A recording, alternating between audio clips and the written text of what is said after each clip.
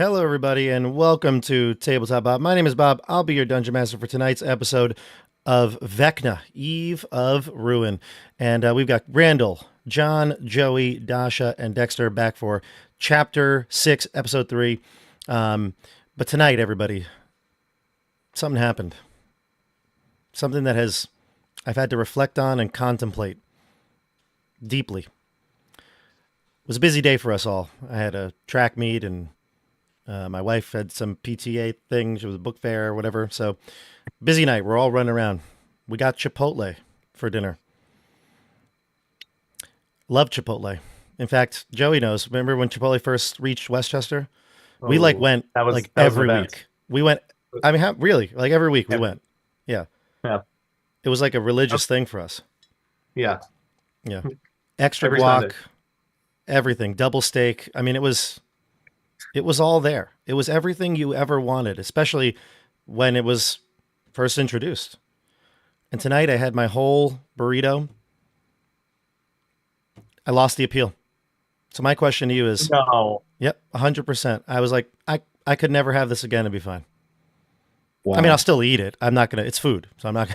I'm not gonna not eat it. But you know, if it were up to me, I'd rather have a variety. Even McDonald's, honestly, I would even. No. Yeah. Yep. Even McDonald's. And I don't even mean when the McRib is back. I mean like standard General. run of the mill McDonald's. Yeah. So my question to you all is, what's something that when it first came out or you first tried it was awesome? You couldn't get enough of it. And then now, after a little bit of time, meh. What about the rest of you? Any of these, anything happen like this with you? In the chat, please also let us know things that you were all over when they first came out, and then now, nothing does nothing for you. Oh, we got Chipotle. Wait, I was gonna Cody Bellinger, but on Chipotle and not Chipotle. I don't even know what that means, Chris Wong. Elaborate on that. I don't know what that means. Elaborate. What about the rest of you? What's something you loved and now you could care less? Okay, I can go first. Go ahead, Joe. I this might break your heart, Bob. Oh boy, Dungeons and Dragons. No, Warhammer. Oh, Warhammer. Yeah, that kind of makes sense. Yeah. I mean, I love to I'd love to play the game. I'll cue the violin music right now. But my God, like when I was first playing, there was a kind of like feeling that like I pretty much always tried to chase and like could never catch again. Um and I played for like years, but just the constant buying and like I'm gonna figure out like, oh, what how do I adjust my arm? It's so much work and it's so much money. Yeah, well, that's 100% true. That's The money, mostly it. but If it was like $20, like to build an army, I would do it every day. yeah, sure. I 100% I agree with you. But like for instance, like the game was so different back then. It changed a lot. Now I don't know if Chipotle has changed all that much, but I was just like, nah. My reaction to eating it has changed, that's for sure. I do not feel the same. Nice. All right, so Joey says Warhammer. What else we got here? What else we got? I guess I'll follow on the food theme. I don't know. I'm pretty sure this is not because my tastes changed, but I think it's because the quality of the thing got worse. But when I was in high school, my friends and I loved to go to Panera Bread. And we would hang out, we would study. All my AP exam studying got done there, all my finals studying, all my college applications got done in Panera Bread. I had my order. It was a very specific order and I loved it. And she literally sent bread bowls to the colleges. It was amazing. They were all Yes. Yeah. I would get the I think like it was like the Asian sesame chicken salad and then a bowl of soup and then a baguette and then a like iced green tea lemonade sort of situation, and then a pastry. And recently I went back with one of my best friends from high school. Actually, we didn't eat there, we took it out, and it just was not it anymore. I don't know if like the ownership of the company has changed. If anyone knows about Panera Bread over the last few years, let me know, but it just was not good. The And portions were just tiny. to be clear, we are sponsored by Panera, so we We are apologize. We apologize. Not for the record, we are not. Yeah. I think you can. Yeah, it was just Okay. not good anymore. I was very, very sad. Do you As soon think? as they got, Oh, go ahead. as You, soon as John. they got rid of the E. coli, it just never tasted the same. I was It going was to doing say. a lot. It was doing a lot of the heavy lifting. Do you Right? think? Do you think it was because of? And this I do think about this quite a bit. The time of your life that you went there, it was like you had not a care in the world. High school, your friends. It was like it was more than just the food. Do you think that had anything to do with it? Maybe, but I also leaned on it pretty heavily at a specific time in college where I went to school in Chicago, and then I would travel home to Cincinnati, Ohio on Megabus. If anyone knows, it's like Greyhound, but slightly better, I think. Let I us know traveled if on you've Megabus. taken the Megabus, everybody. Let us know. Right? It can be a $4. Sponsored by scarring. Megabus. It can be a traumatic experience, but it's super cheap. And there was a really good direct, like, I mean, I think the only stop was Indianapolis on the way. So easy drive to Cincinnati, very affordable for a college student. But right next to the bus station in downtown Chicago was a Panera. So that's why I would wait for the bus to come, and I would get my pre-bus and on the bus meal there. I'd like eat one of my you pick two items in the thing, and then I'd eat the other one on the bus halfway through the journey. So I was not carefree. So maybe at that point it was just like emotional, like I needed some comfort food. So it was good then. But yeah, maybe now I'm like, I live in Los Angeles, so I have access to like some of the best food, I think. So many cool restaurants, so many diverse eating options. So maybe my Like in the palate has world. changed. Okay, all right. Well, that's a good one. I actually kind of agree with you there. I used to go there for a hot minute. There was also another one here in Westchester. There was the Atlanta Bread Company. I remember that one. Yeah. It's very similar. It's like the exact same business model. Soup, sandwiches, salads, whatever. Interesting. What about you, John? So I'm going to go in a slightly different place, and it's something that I'm really sad that I don't enjoy anymore because I've done it for like 28 years. But This is going to be good. It's skiing.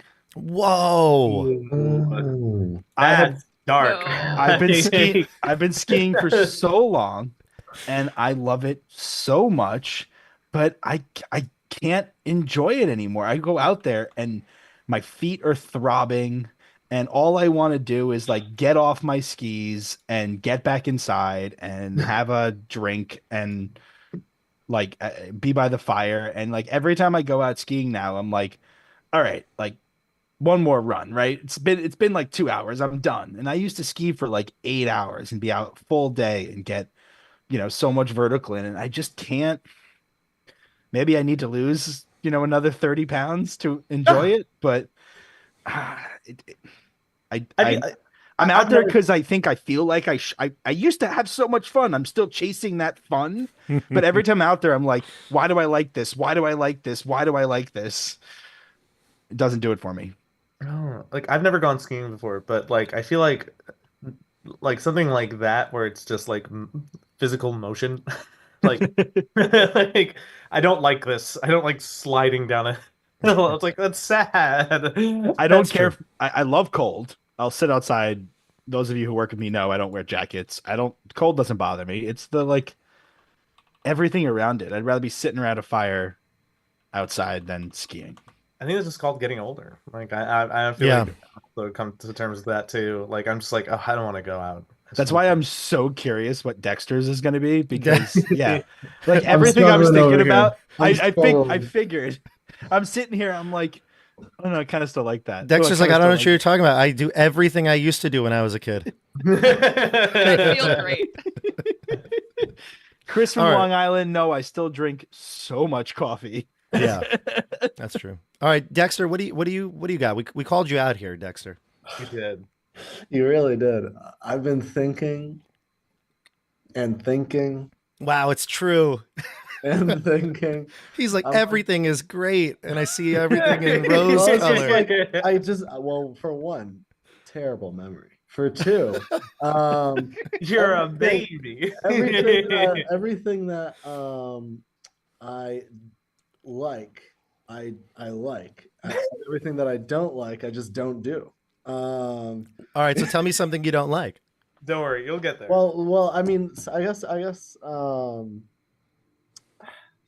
stuff that I used to like but don't any longer That is the is question. Yeah. that is the question. Is I guess I would say like like snack food. Like I used to eat snack food like popcorn or like chips or Wow. Doritos or like all of that stuff like when I was in high school like every day. But now I just like I think the last time I had a Dorito was at least over a year ago. That's good. I just like I just don't, and soda as well. I just don't like it. It's just like, what's the point? It's not very good, and it doesn't. I mean, it tastes all right, I guess. But Dexter's body is a temple. it is. You gotta keep it pure. He is a tremendous athlete. I will say that he's a tremendous athlete. And Dexter, Talk so to me now when you're in your 30s and you've given up. I feel like snack food has degraded like a little bit. Like it's smaller than it used to be. Like Yeah. I think when you grow up, you just level up, and so now we eat charcuterie boards. that is true. Okay, yeah, that's true. cured meats. Now, Dexter, what are we gonna do in the summer? I get the fridge, I stock it with soda. What do we got? Where do you put it in there now? I mean, I'll put in Sprite for everybody else, but maybe I'll have one. Pellegrino. Some seltzer? No, I hate seltzer. Me too. Might as well just be soda. Have you guys seen the trend that now there's non-alcoholic high noon? I've never. Oh, No, They've never taken seltzer that they added What's the alcohol point? to and now removed the alcohol, and it's the same price. but it has the flavoring. It has What's the the flavoring. point? I will never buy it. Why would it? No, thank you. That's Seltzer. interesting. For multiple reasons. That's something John's never loved and still hates. Correct. That's like oh god, that's Would just you like some economic. non-alcoholic seltzer? That's like a pure economics just Yeah. thing. Capitalism, baby. Let's go. Pure That's good. just oh, Can we abuse our customer base? Mhm. pure advertisement right there. All right. Well, we'll save the best for last here. Randall, what's because I feel like you generally like things. What's something you loved, and now you I mean, it probably says a lot about me that my first thought was Zoloft. But I feel like the cooling on that was probably more of a side effect than a change of taste. I don't know. I mean, it like hearing all of yours, like it's hard to go outside of the food thing. Like, but I also recently went vegetarian like a few months ago. So it's hard, like thinking back on a lot of those things. It's like, is that a cheating answer? Because now I just don't eat, like I made a hard pivot. And like, because I used to love, one thing I did think of was like, I used to love Popeyes to the point where it became a problem. It was like my dietary indulgence. And like I would run when I was running games like every weekend, I would get that, and I would so I would not have to worry about like cooking food during the weekend, and like it was extraordinarily unhealthy. And I had like a really sad day, like after I had gotten like I was going vegetarian. I had been vegetarian for a couple months at that point, but I was like still like mostly pescatarian, like trying to weed it out. And I just had a really bad day, and I was like, I need some comfort, and I only craved Popeyes, and I ordered what I used to get. I took literally one bite, couldn't finish chewing it, and I was just like, this sucks. It was like, wow. it was like, this really, I don't like this at all. And I actually felt really bad because I ended up throwing out a fair bit of food, but I was like, I genuinely can't eat this. Yeah. Yeah. But yeah, I mean, it's. I feel like food definitely changes. I mean, I did like forcefully change some of my like taste buds. Like you see me drinking beer like all the time. I mostly drink IPAs now, mostly because I force myself to like IPAs to have a larger beer selection because I live in Brooklyn. And you want to feel superior to other people. Every fucking like bodega stocks 80% IPAs, and I was like, I'm tired of having to choose between two beers. So like I have to like IPAs. Yeah. And now I don't really like other beers like lagers and things. But well, the thing is when you don't do something for a certain, especially when it comes to like eating what you consume, it's like, you break the addiction, right? Like you realize I used to eat that every day, and I took a couple months off of eating it, and you don't have the taste for it anymore. It's the way it is. Yeah, like it's almost like your body recognizes like, oh wait, this is garbage. Like eating. Kinda. So true. Like Kinda, that's yeah. like I remember like okay, I'm a soda addict, but like there was a time where I like switched over to seltzer and then I tried to switch back to soda. And I was just like this is so syrupy. Like this is just like goop of sugar. Yeah. No, and Joey, I like my soda too. I actually gave up sugary drinks for Lent this year, so I'm just drinking mostly water, coffee with no sugar in it. It's terrible. Terrible. That's terrible. Yeah. But Cody Bellinger is crazy. I'd eat a wing the next day after I got food poisoning, Chris from Long Island. That's causality is not causation. So that's what he meant. So I just saw the chat That's not in the chat. saying. Dive Long right Island. back in. Let's go, Randall. Not from the same place. Right. You'd have some different wings, but he got Cody Bellinger, the baseball player, got food poisoning from chicken wings on a Monday night at the team's 5-star hotel and was deathly ill. Said on Wednesday he will not eat wings for 5 years. Interesting. Yeah, I don't know if I'd wait 5 years. I've definitely had. You've had those. You experienced either there's food poisoning or not. You got sick and you had an unpleasant experience, and that's the only thing you could think about every time you have that food. But it comes back. It comes back quick. Chicken wings at a 5-star hotel. If I could have 20 seconds, Bob, I was in India a bunch of years ago and I traveled like real cheap. I lived like all over the country. I was eating like stuff you're not supposed to, drinking the water. I was fine the whole month and a half I was out there. The night before I go home, I was like, all right, I need to like shower and clean up. And I stayed at a 4-star hotel in New Delhi and I went to the Chinese restaurant in that 4-star hotel and I got such bad food poisoning. I had to postpone my flight because I wasn't going to be able to not be in the bathroom to make the flight. So yeah, chicken wings at a fancy hotel. I feel you, Cody. Damn. You know what doesn't feel like chicken wings at a fancy hotel that gives you food poisoning? Vecna, Eve of Ruin. I don't get it. Are we still sure it's not I? Eye of Ruin. We're going to play some D&D today because that's why we're here. Although we could chat all night long, I'm sure. Just a couple updates. There is Curse of Strahd on Tuesdays, and Curse of Strahd's going so well. We're just about the halfway point of the season, so if you're like, oh, I got to catch up, there's still time, okay? There's still time. Check it out live on Tuesdays.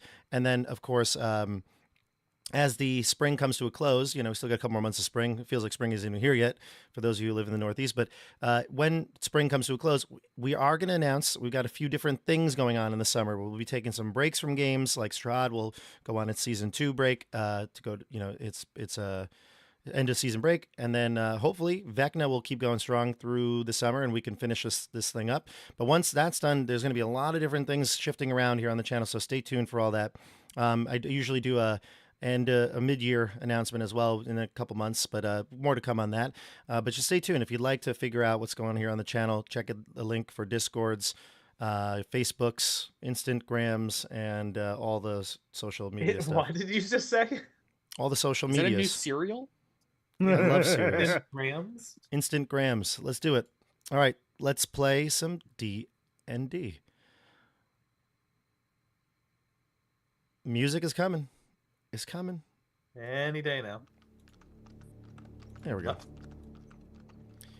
Last time we played, we are in the land of Kryn, and you met the Blue Fire Wardens. Blue Fire Wardens are actually a group of benevolent werewolves. Now, one of the werewolves,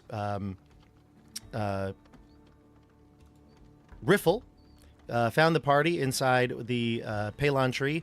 That's where kind of everybody got together, met. You went to the Blue Fens, which is where there was a temple for the Blue Fire Wardens, and of course your good companion Siggy. Some of you consider her family, others actually are family, but you found Siggy, and the party has been kind of united once more. We have a couple of different characters in here. Obviously, we've already introduced them, but when the characters came together, they figured out they may have a common cause here. Not only does Sasori want to get home, but Vogos may as well do that too, or stay here and fight and rid the land of the evils of Lord Soth. And then, of course, the Witchlight crew, which is Siggy, Rowan, and Randall's character, Quentin, who I don't know why that name just escaped me. The three of you are trying to find the. Well, actually, really, it's just Randall is trying to find. Quentin's trying to find the rod piece. He believes or suspects that the evil mage Taramini Nightshade. She is a meanie, that's for sure, and she took perhaps the core of the Palon tree, which could in turn be the shard that he's looking for. So now you've been tasked with the arduous goal of getting getting both the leader of the Blue Fire Wardens out of prison in Three Moon Vault, but also maybe trying to uncover the Palon's core, or it could be the shard that they're looking for. And if you can do this, then perhaps you can save the multiverse. Any questions? I think we're going to jump back into where we were. We're going to go right back to last week. Any questions? No? Did I miss anything? If we mess up, is it over? If you guys mess up, it could have pretty bad implications for the rest of the campaign. And, you know, I don't want to give any spoilers away to you all because you weren't in every chapter, and there may be some people returning, but I will just say that not every chapter has gone as smooth as you would think. So there might be some consequences, we'll say. Right. So anyway, yeah, we're gonna jump into the game. Let's see. Where were we? We were actually in the middle of the forest. I think we were just took a little retreat. You fought the Bothax, those crazy wolves that had every power known to D&D. And now we're going to jump into the game here. So we've got... Yeah, let's jump into our Roll20 screen. Where are we? Let's go to our Roll20 screen. Hold on one second. Oh my god, Tabletop Bob. This is the quality we expect. Sorry, my wife had to ask me a question. Why can't I get to our Roll20 screen here? Oh, here it is. There we go. And let's jump over to our map for a second. There is a map that we actually didn't look at.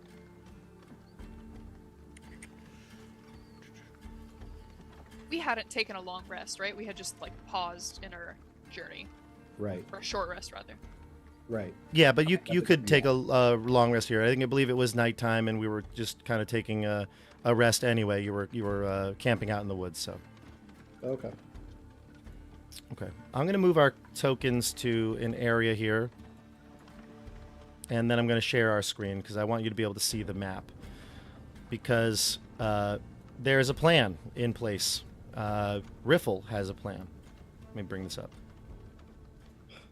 Riffle. Okay, that looks right.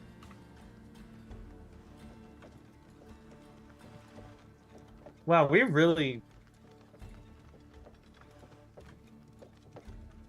Yeah, there it is. All right. Did Joey just freeze? Oh, I thought he was just hesitating. No, he just said we really and froze. Joe, you still there? Yeah, I'm sorry. He's back. All right, good. Yeah, I was a little worried. Yeah. You really messed up the like cover to the game. Yeah, that's okay. So the current leader of the Blue Fire Wardens is this husky-looking Argentia Skywrite. That's her name. She is the de facto leader right now, but that is only because they're the leader, who is named... Oh, man. Why can't I find my notes? That's... I literally have a whole stack of notes here. I cannot find them. Does anybody remember the name of the leader? For some reason, I can't. I have it written down. I'm just looking through my notes now to find it. Isn't it Argentia? No, she's the it's current not. leader. I walk up to them and I go, "Hey, I'm sorry. What's your name?" What was your name again? Valendar? Valandar. Thank you. Oh, my God. My brain is You're fried. talking about the person we're trying to rescue. Yes, Oh, Yeah. the leader of the wolf. Yeah. So anyway, so she says, literally, just turned the page. Found it. Got it. So Blue Fire Wardens are led by Argentia Skywrite. She is a werewolf, of course. Riffle, the Kender, is also a werewolf. There's a whole crew of werewolves. But Valandar, he's the leader of this group, and he was taken on the Night of Blue Flame, which is what they described to you. The Night of Blue Flame was when the werewolves tried to attack Three Moon Vault, which is a fortress that is guarded by Taramini Nightshade and her legions of undead. Of course, she is a protege of Lord Soth. She is under his, his command, and they wanted to ultimately free the Palon core, get the Palon core back. But when they got there, a strange red veil of moonlight covered them. It emanated straight from the vault itself, and it kind of tapped into their more primal sense of their werewolfness. And of course, they ended up fighting each other. Almost everyone was killed. Even Star, your companion from Wild Beyond the Witchlight, was taken, and Valendar was also kidnapped by Taramini's forces. If it wasn't for Siggy and Rowan, who are not werewolves, it could have been the end of the Blue Fire Wardens entirely. So that's where we're at. And Argentia looks at all of you around the campfire, and she says, "We should be getting rest soon, but I do have one last thing to say. It's possible that if you do free Valendar, that you won't be able to escape with him, because he's going to be under that spell of the red moonlight. So we think this might be of use," and she hands you a scroll. She'll hand it probably to Quentin. I think Quentin's been the one kind of speaking on behalf of at least Siggy and Rowan for sure. She hands it to you and says, This spell may come in handy. You take it? Yeah, I take it. Yep. And it is a spell of Moonbeam. Now What does she it says, do? It actually could be quite dangerous for Valendar because, as you know, Moonbeam can not only cause a lycanthrope to change back into its form, human form, but can cause them great pain and suffering. So it would only be used in a case of extreme need. Can we do it now to test it out?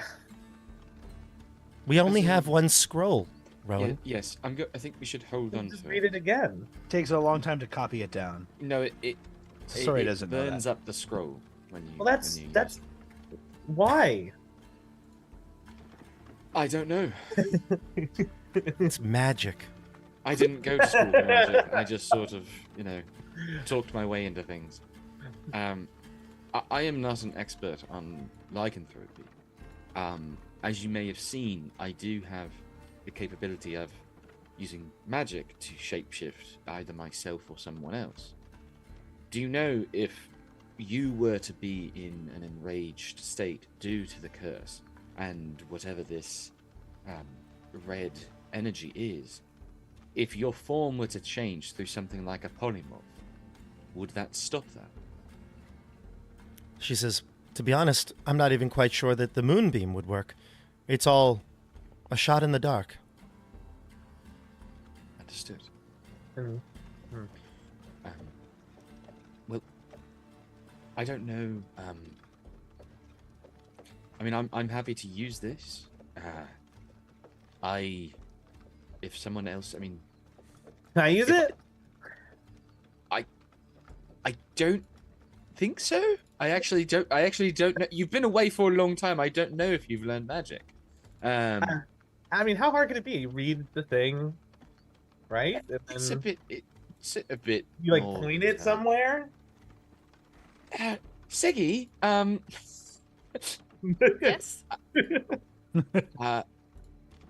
would you like to hold on to it? I mean, I understand that Valendar knows you, We're twins, right? but Siggy is used to using magic. I can use some magic. I can hold on to it if you'd like me to. Yes, I'm happy to give it to either of you, but I believe, from my knowledge of scrolls, I believe you have to be able to use magic to use it effectively. I mean, Rowan, I haven't seen you for a long time. Have you learned magic? No, I can fly. Does that count? In actually many ways, yes. Oh, okay. So then yes, you you can give it. No, that's not. All right, I see what I've done there. This requires a certain type of magic. Honestly, I'm lucky that I would even be able to use it. But Oh, but you're really powerful. But also, if I were to use this on Valendar, he doesn't know me.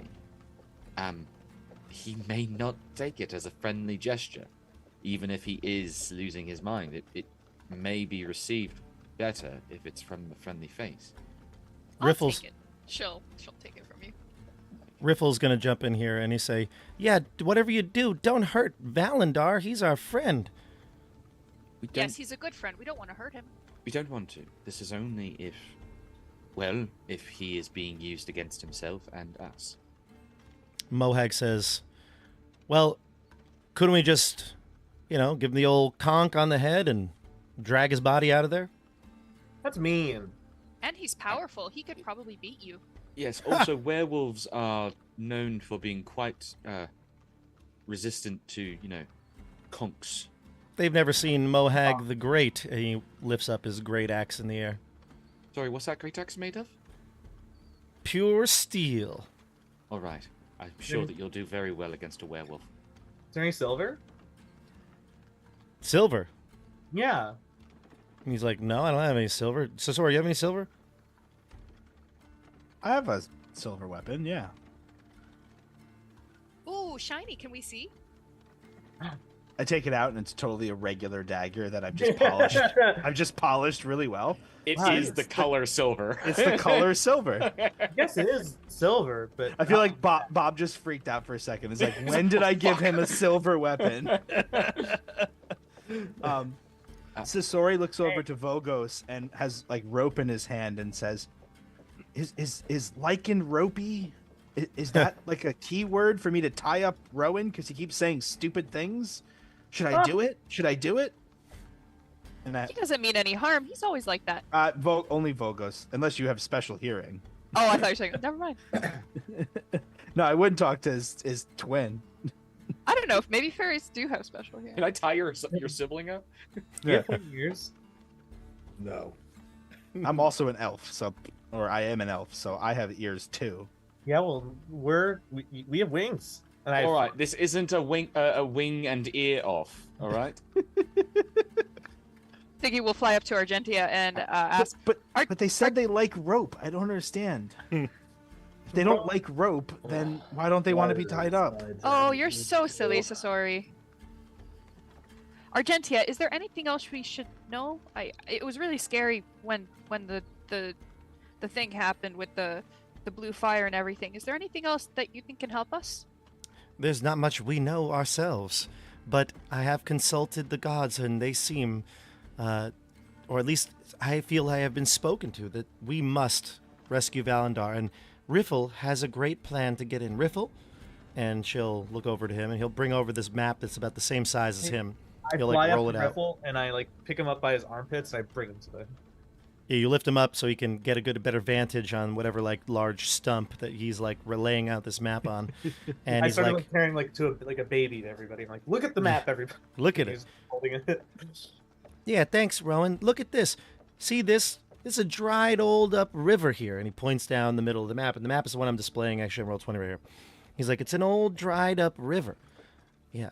See, now, back in the day when Three Moon Vault was a good place, the people in there who were protecting it had a back entrance, a way to escape if some catastrophe had happened.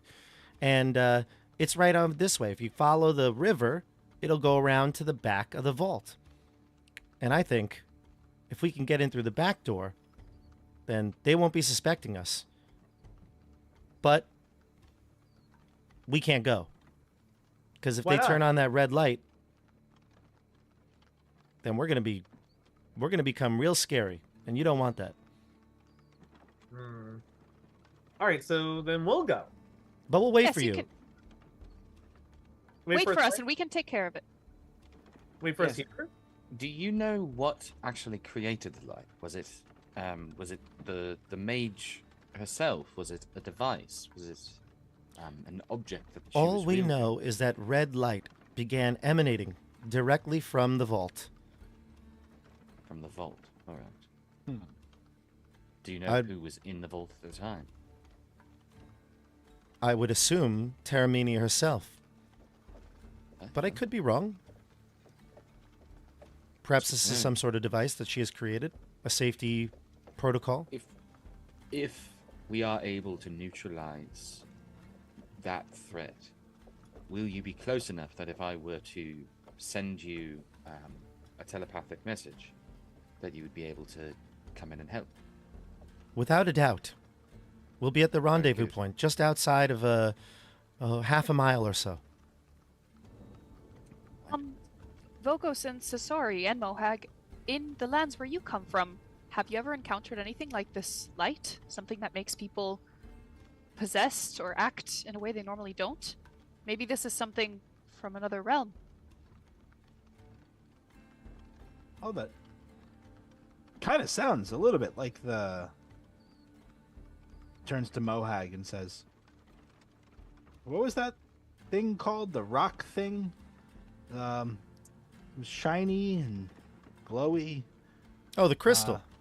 Crystal! Kind of sounds like the Chaos Crystal from the Nihilissa person. Who's Yeah.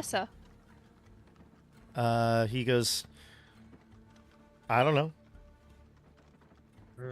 Nihilissa had some cool statues. She kind of looked a little scary. Oh, right. The evil goddess. Yeah, yes. we destroyed her. You destroyed a god. Yep. In the Oh, caves of so that's- chaos. Yep. Mm-hmm. And you say she had a crystal that made people act differently? I don't really remember the crystal all that well. It was I was in a deep sleep that night.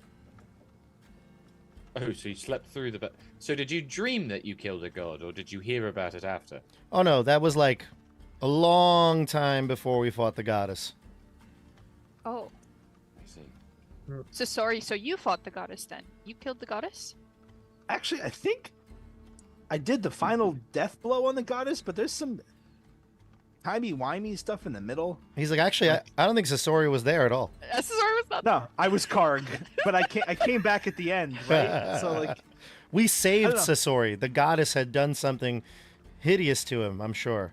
The story is, by the way, is this is not he canon. didn't look like this before. No, he was petrified. No, he first was I petrified. was afraid, Yes. and I was Then you petrified. were petrified. I was just thinking that. No. good It's we defeated the evil goddess Nihilissa and brought safety and peace to the borderlands, and we became the famed heroes of the keep. And Barrett got a job being a priest, and Hieronymus if you is guys now the don't wizard. remember, you should definitely go back and see all the adventures of Cog. I know, right? I wasn't allowed to bring that character back. Never again. So, Very, Well, very I Woody think- Allen. There's Yeah. another dead character of mine on Bob's channel. a lot of death. Let's go. Riffle says, "I'll show you the way." Wait. Let's do the stabby. I'm ready. I'll stab Before we him, go. right? Yes. Before we go, and I fly to like every single one of these werewolves, and I'm like, do you have any like candies or snacks? Ugh. We are leveling up, so we would also like a charcuterie board. If you have Well, should we stay and rest here? I'm fine to go on, but I know Quentin's kind of old and Vogos looks kind of old, and they probably need to sleep. Older people like to sleep and take naps. Mm-hmm. They need True. some more energy, so we should rest here. True. Trying to actually remember how old I am now. You're not that much older. Wait, how many years went by since 10? it was like 10, right? Yeah. Okay. I mean, yeah, I'm not that old. Hey, No, hey. but I'm in my Siggy late thinks 30s. Siggy thinks anyone who's older than like 20 is old. Yeah. Wait, I aren't was- we older than 20? We're like, I guess. Well, the Well, aging Siggy was is. weird with them. The aging was weird though. So We're Peter Pan creatures. we are mentally 6. Which is weird because your time stopped after 6. Much after. You're pretty Uh, advanced 6-year-olds. Yeah. I do want to ask Argentia just I am familiar with some aspects of lycanthropy, but where I come from it is regarded as a curse. I know I referred to it that way before, and I hope that was not offensive, and I do apologize if it was. I'm not sure how it's viewed here, obviously.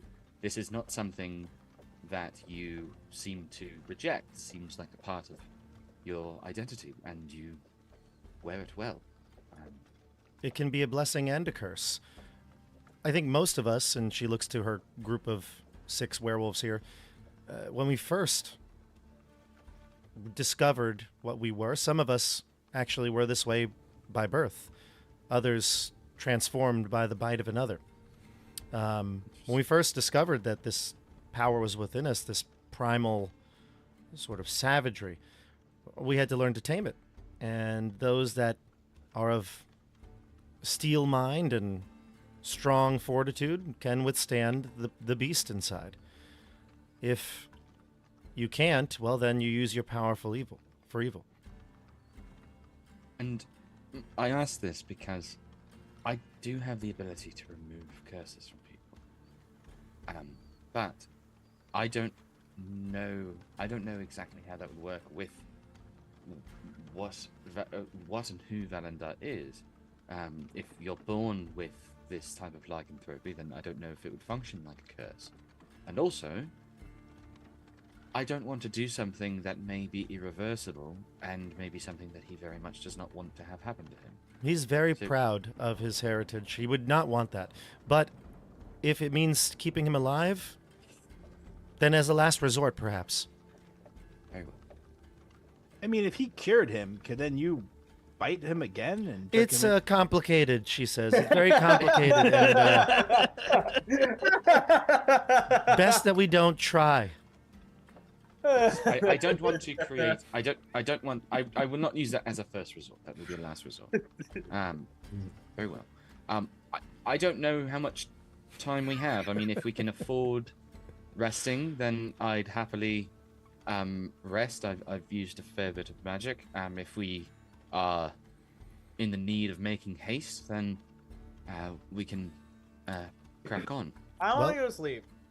It is, she says, I can't force you to go into this dangerous situation without being prepared. However, time is a factor because who knows how long Valendar will be kept alive or what they're even using him for. And it might be best to travel by the cover of night. We have good eyesight, but, perhaps the sentinels that are living in Terramini's army may not have an advantage. Well, then we'll go now. We can. Is it nighttime now? It's nighttime now, yeah. Oh, okay. Yes, we can just have some snacks to give us energy. Yeah. So then we'll take a short rest. Would this have counted as a short rest? Yeah, totally. Mm-hmm. We want meat and cheese.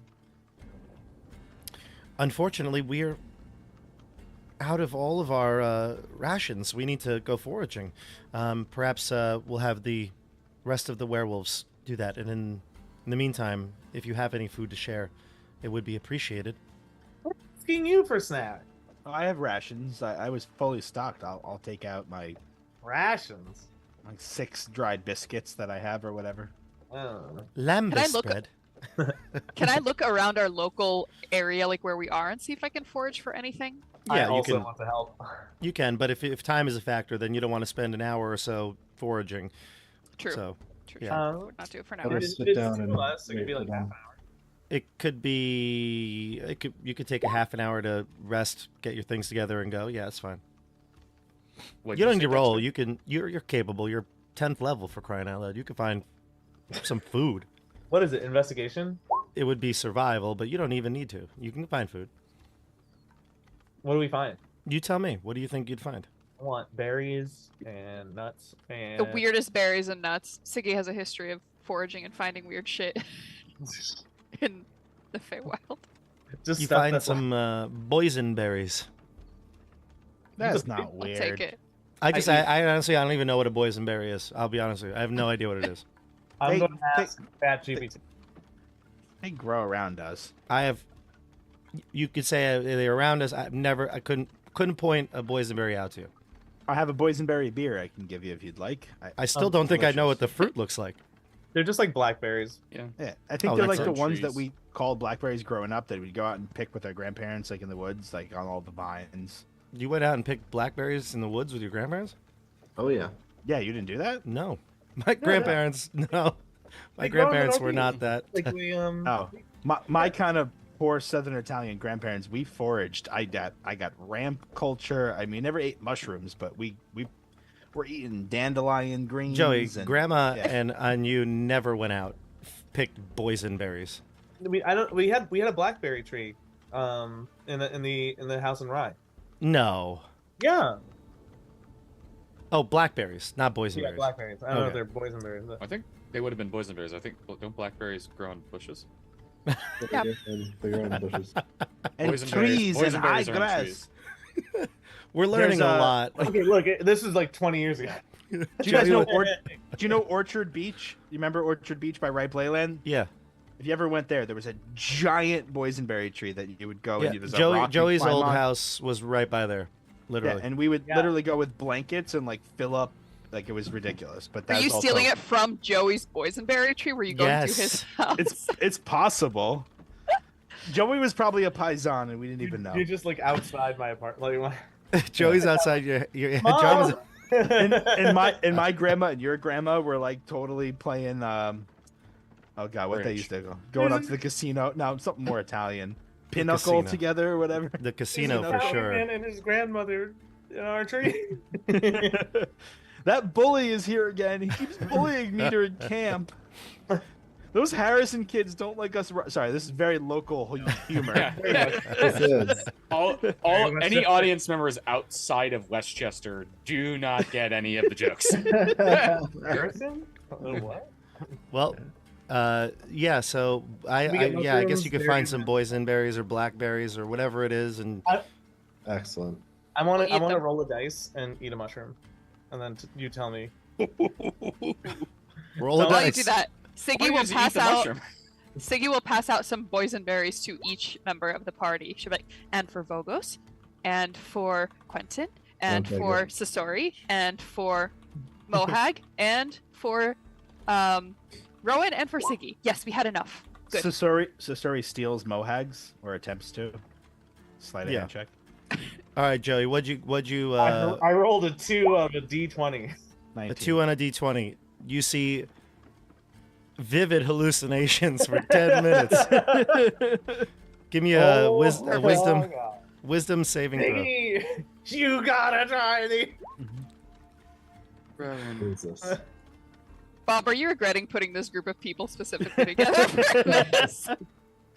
Listen, Sasori turns to Mohag and says, "Damn, I didn't know anyone was dumb enough to eat wild mushrooms." Mohag is just like spits out a mushroom. He's like, yeah. My eyes are just dilated. There's. Yeah. I tossed my boysenberry to Moag. Okay. Dexter, sorry, what's your character again? Vogos? Vogos. Vogos? Alright, Yeah. I'm like. It says it right there, dude. Are you playing Rowan as Joey as well? It says Dexter. If you're on Look at the YouTube, you can see overlay. it. Oh, come on. I'm kidding. If you're on YouTube, you can see it. Oh no, I'm not on YouTube. But I'm like, Vogos, you gotta try these mushrooms. They are amazing. And I collapsed. There we go. So now it's a nice, peaceful, long rest. Ugh. I just pick Rowan Quentin. up and start carrying him. I throw him over my shoulder if you want. Yeah, if you want to help That's fine. Quentin. Yeah. So at this He's point little. So at this point, you take your rest, you eat your boysenberries and your hallucinogenic mushrooms, and Riffle is going to take you down into the river, and he's going to follow that dried up river valley here, and he's going to go to Three Moon Vault. It's you'll get there in the middle of the night. It takes a few hours to get there from Bittergrass Fen, but Three Moon Vault, when you see it, is well. I guess Riffle would have to bid you farewell before you see it, but he'll tell you to follow the river path like we see on the map here, and eventually you'll get to the back of Three Moon Vault. So, couple things here. When you see the vault, you'll notice the geography first. It's built amid rocky crags in the northern Dargard Mountains. Its main entrance, when you get close enough to see it, there are lights. It seems like some sort of magical illumination hits it, and you don't see the red veil of moonlight that they had claimed. I know Rowan and Siggy, you were there, so it's not like you don't believe them. Like, you were there, you saw it. But right now, there is none. It seems as though the vault is just, like I said, not open, excuse me, lit and is there in plain sight. There's no extra light or red light coming from it. You also will go down that ridge in the river valley and see that there's an old path, maybe an old goat path that kind of juts out to the east, and it gets you to the back end of the vault, just like Riffle had said. The vault itself is made of stone, and you can see that there's lots of sort of adornments of brass and other metals. And what makes it look probably very interesting from the outside perspective is that it does look as though the kind of the like the buttresses and the ramparts do look like it's circular, and 3 moons are like kind of like orbiting, and that's what it really looks like. So yeah, we'll go to the. I'll move you over to the next map now. As I'm being carried like a couple hours later, I sort of like wake up and I'm just like, it's a conspiracy. Stop screaming. What? So it is dark. It is dark. Rowan, we have to be so quiet here. Have to be so careful. Is it because they're after us? Yes. Probably. Wait, guys. I put Rowan. You ever considered that birds aren't real? No, but Rowan, have you considered that there are dangerous things here and we need to be on our best behavior? You're saying if we're nice, they won't hurt us? No, but if we're quiet, maybe they won't hear us. And you'll get a sweet after. Yes. Ooh, a sweet. As this conversation comes to an end, the goat path also comes to a dead end at the convergence of some steep cliff walls. You can see 2 austere pillars flank a stone double door set into the wall. This must be the back entrance. It seems, although there are statues here, unassuming. There's no people, no guards. The door itself doesn't have handles. There didn't seem to be a real entryway here. But you see a stone set of double doors. Next to each pillar, you can see a silver statue of a tall, dignified human. However, when you get closer, you realize the head is a little strange. It looks like that of a crescent moon. Ooh. Just so I know. You said there are no handles on the doors? Yeah, the doors don't have any sort of like symbols or handles or discernible way to enter it. I go up to the statue and I say, hello. My name is Rowan. What's Okay. your name? All right, so you see Rowan start to approach the statues, and I don't know if I have artwork that I thought there was, but I'm looking for right now. But Roll20 always throws me for a loop when I look for artwork. I'll try to find it if I can. But continue. So you want to go up. What is the rest of the group doing? Well, Is so- each Sorry, I didn't hear that. Go for it. is each statue is a human, but each one has a crescent moon for a head? Correct. They both look identical. They're Oh, identical there's to each other. Yeah. And are the moons facing in the same direction? Or are they flipped, like opposite to each other? No, actually, the crescent moon, the whole statue looks like, to quote Sasori, just silver. It's some sort of either metal or stone. It's hard to tell with the darkness that's going on right now. Even though if you have dark vision, you're really seeing it in black and white. The moon itself, or the head itself, looks like the neck of a human, and then all of a sudden it's just like crescent moon. The points of the crescent moon face like out towards you. As I touch it, do I like what kind of texture does it have? The texture is very smooth, like almost that of a metal, but it also doesn't really feel metal either. Like It's like a little coarse, but like not really. no, it feels super smooth. Hmm.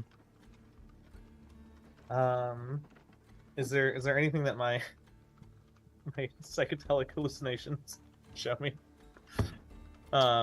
No, I don't think so. Trust me, I'd love to make the hallucinations more important. Should I like at what point should I stop? Like having these. how long has it been since we got here? Or It's since a we... couple hours distance, so I think you're okay now. Okay. How exposed are we? Like, is there any possibility of things seeing us from above if there was light down here? The good thing is that even though the vault is pretty massive and it looms high into the air, because of the rocky crag that you kind of had to go through, this path kind of wove through, you have a lot of good coverage from the view of any of the ramparts or things like that. But yeah, it is pitch black, and certainly right now, it's an advantage to you. Okay, but so light would probably draw attention, though. Like super bright light, yeah. Mm-hmm. Try to look at the door and see if there's anything inscribed there. You go to the door. How do you inspect it, Vogos? With my eyes first. Eyes first. Give me a I've perception learned. check. Oh, you don't start with the tongue? Does anyone here besides Mohag not have dark vision? Insight, you I said? don't. Investigation. Investigation. No, sorry. Perception. Yeah, investigation is fine, actually. Or perception. I would accept either with this. Perception? You're looking. Could I do perception? You can. Actually, do fairies have dark vision? It's a good question. I actually I don't do think not know. we do. I don't think Oh. we do. I'm not seeing it. I don't see it on my character sheet either. All right, so then it's you would need a light source. There are 3 moons right now out though, so you're not necessarily blind. I but cast Fairy Fire.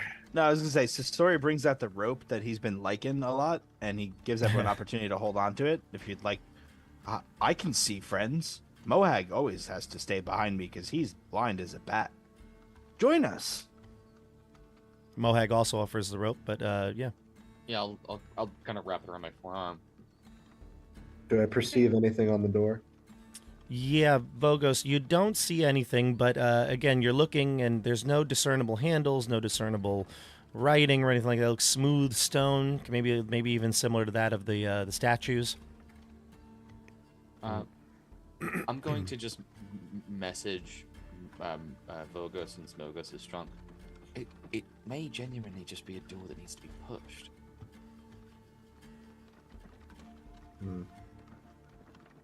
We could try that. I go to put my hands on both doors, one hand on on both. What am I trying to say? Put one hand on one door, one hand on the other door, and try to push it open like that. I fly above him and like help him. When you do, You can't see. you feel a resistance to the push, and a insignia of a double crescent moon, one on the left side of the door, one on the right, appears almost like handles, and they glow brightly and shoot out a 30-foot cone of silvery light right in the center of the double door. We're going to go into initiative. The statues begin to move, and this is what they look like. Oh my God. god. Oh, That's you really terrifying. You really should have showed us that art first. Those look like fucking X-Men Sentinels. I would Yeah. never I have done that. I was gonna say it looks like if Pyramid Head got scarier. That Yeah. is extraordinarily What is happening alien to and the left ominous. hand? I hate this. I was thinking of very like ornate statue. Jesus. It's like the No one's teeth- blaming. I'm not blaming you. It's like the Terminator 2 Terminator It is. and Pyramid Head. I'm so glad I got a low initiative. Oh, this is when you all roll nat ones. Perfect. So I Yep. get like a 19 Yep. and I'm 7th in initiative, and now I get a 10 and I'm first. Okay, cool. Oh God. So am I like right in the center of that beam of light? Yeah. Mm-hmm. Oh boy. So actually, yeah, I'm going to have you all place I'm your like tokens. here. I know Vogos would be near the door. You would be So- kind of near a statue. I was guiding people with the rope, and I was definitely trying to move towards the right side. Yeah. Oh, to the right. Oh my God. It's- Okay, so this is where your tokens would be, roughly about there. Roughly. Yeah, that makes sense. Okay, I'm going to draw the 30-foot cone. I think I can do it with I think I could do it with the special feature that's on here, Mm-hmm. but I don't know. The only thing I don't know is can you Make it last. permanent, right? Can you do that? If you If you change it from instant to linger, it will stay. Ah, okay, good. And then you just have to click on the where it says the measurement to remove it.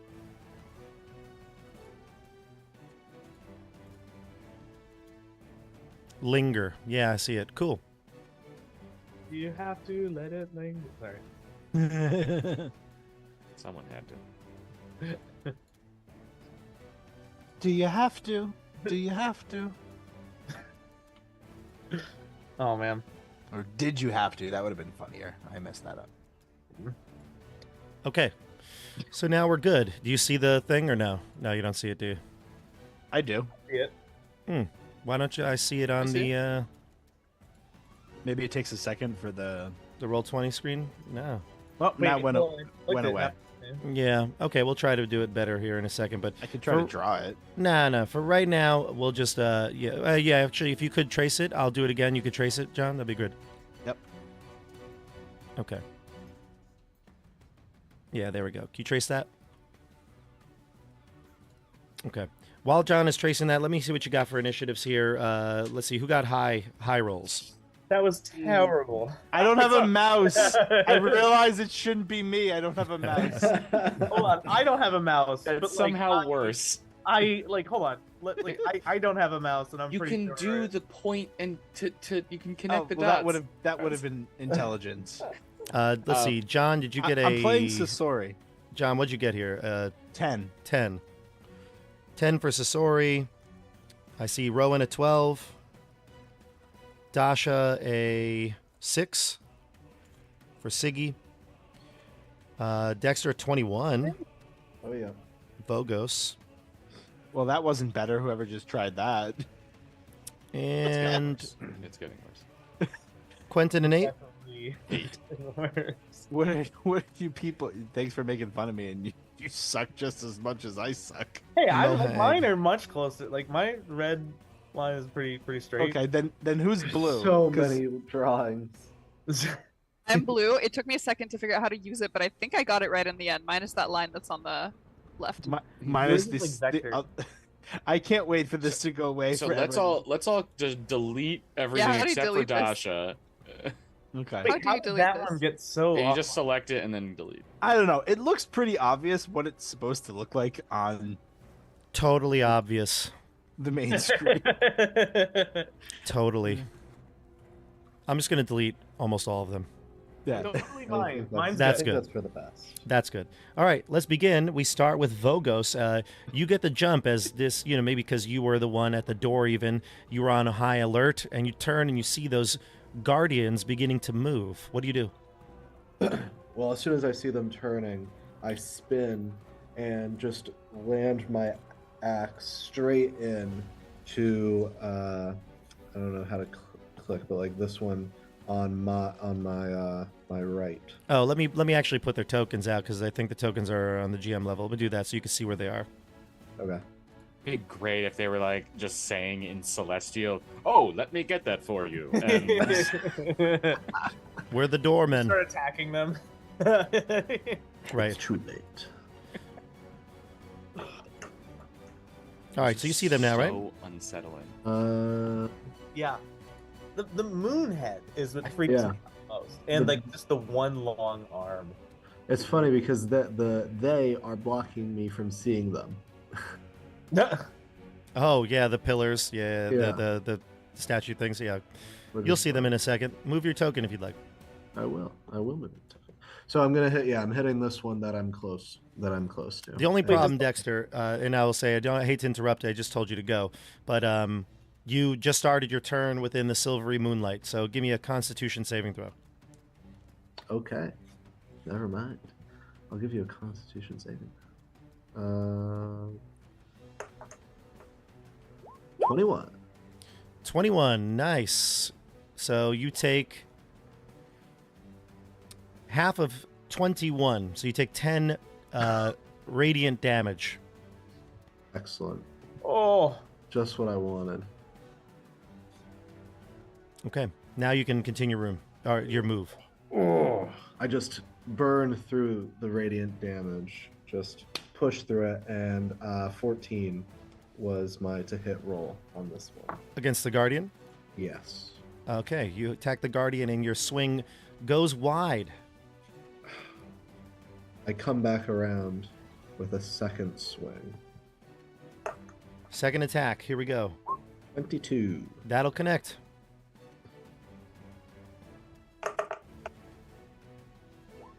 And that'll be a 5. 5, got it. Is your axe magical? No, it should be pretty regular. Okay, so you smack into this thing and you feel that all the damage certainly doesn't go through. This creature has some sort of hard casing outside of whatever the stone is made of, is very resistant to what seems to be your damage. But you do, some of it will go through. Oh. Okay. I'll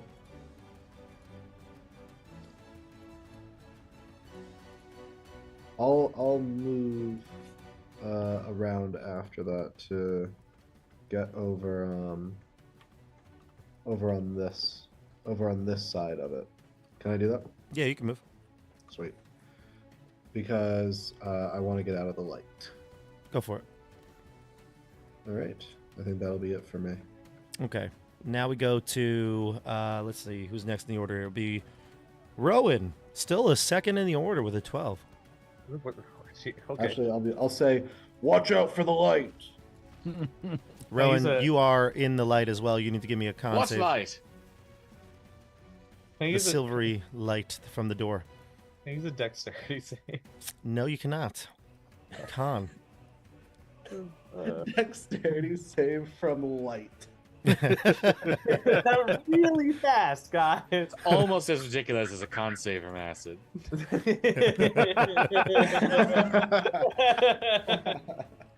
Oh wait, that's just a regular Oh, I guess it's the same. 19. Oh, yeah, you take half of 31. Oh, So I, 15. Is uncanny dodge only on dexterity saves Yeah. or anything? Oh, okay. Correct. 15. 15. Can I also take a Constitution save for the acid? Do you mean the mushroom? Different kind of acid. No, you're good. You're good on that end. Oh, but I want to. I kind of want to under its effects during this combat. Yeah, no worries. What do you you can roleplay it how you want. Okay, I'm gonna take another con save for it. Okay. Joey's imposing con saves on himself. Hey! And I wake up. The light burned me. I was like, oh. So what do you do now that you're awake and, Oh God, I'm so. in the moment? I'm like, ah, and I try and like fly away. You only can to fly be, up. like- Yeah. Yeah, I want. Is there any? Uh-oh. Yep. Do you freeze again?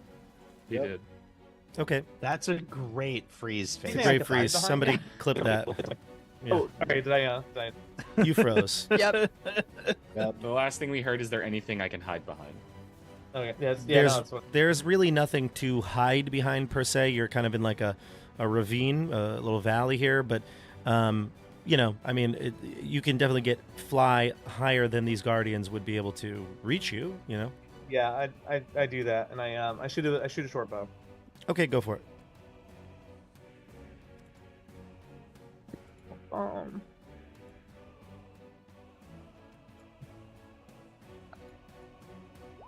Hey, 24. 24. Very nice. That'll hit. Wait, do I get sneak attack? If you attack the one that's over here, you would. I would want to attack the one I could get sneak attack on. So let's put you on this side. Okay, sounds good. Because Vogos is next to that one. So you hit it, and you do 33 total damage with the sneak attack, which is huge. And I know you would have definitely done that. So 33. But again, is your bow magical? Is the question. In my mind. Okay. That's because you're high. Yeah. Not all of it goes through. We jump down to Sasori. All right, so Sasori is going to say, how light is it out right now? They can see once this cone comes out, right? It is a silvery light. So I don't know how like bright light. It's not like floodlights or anything like that, but it certainly is lit. The area is lit, as the kids would say. Well done.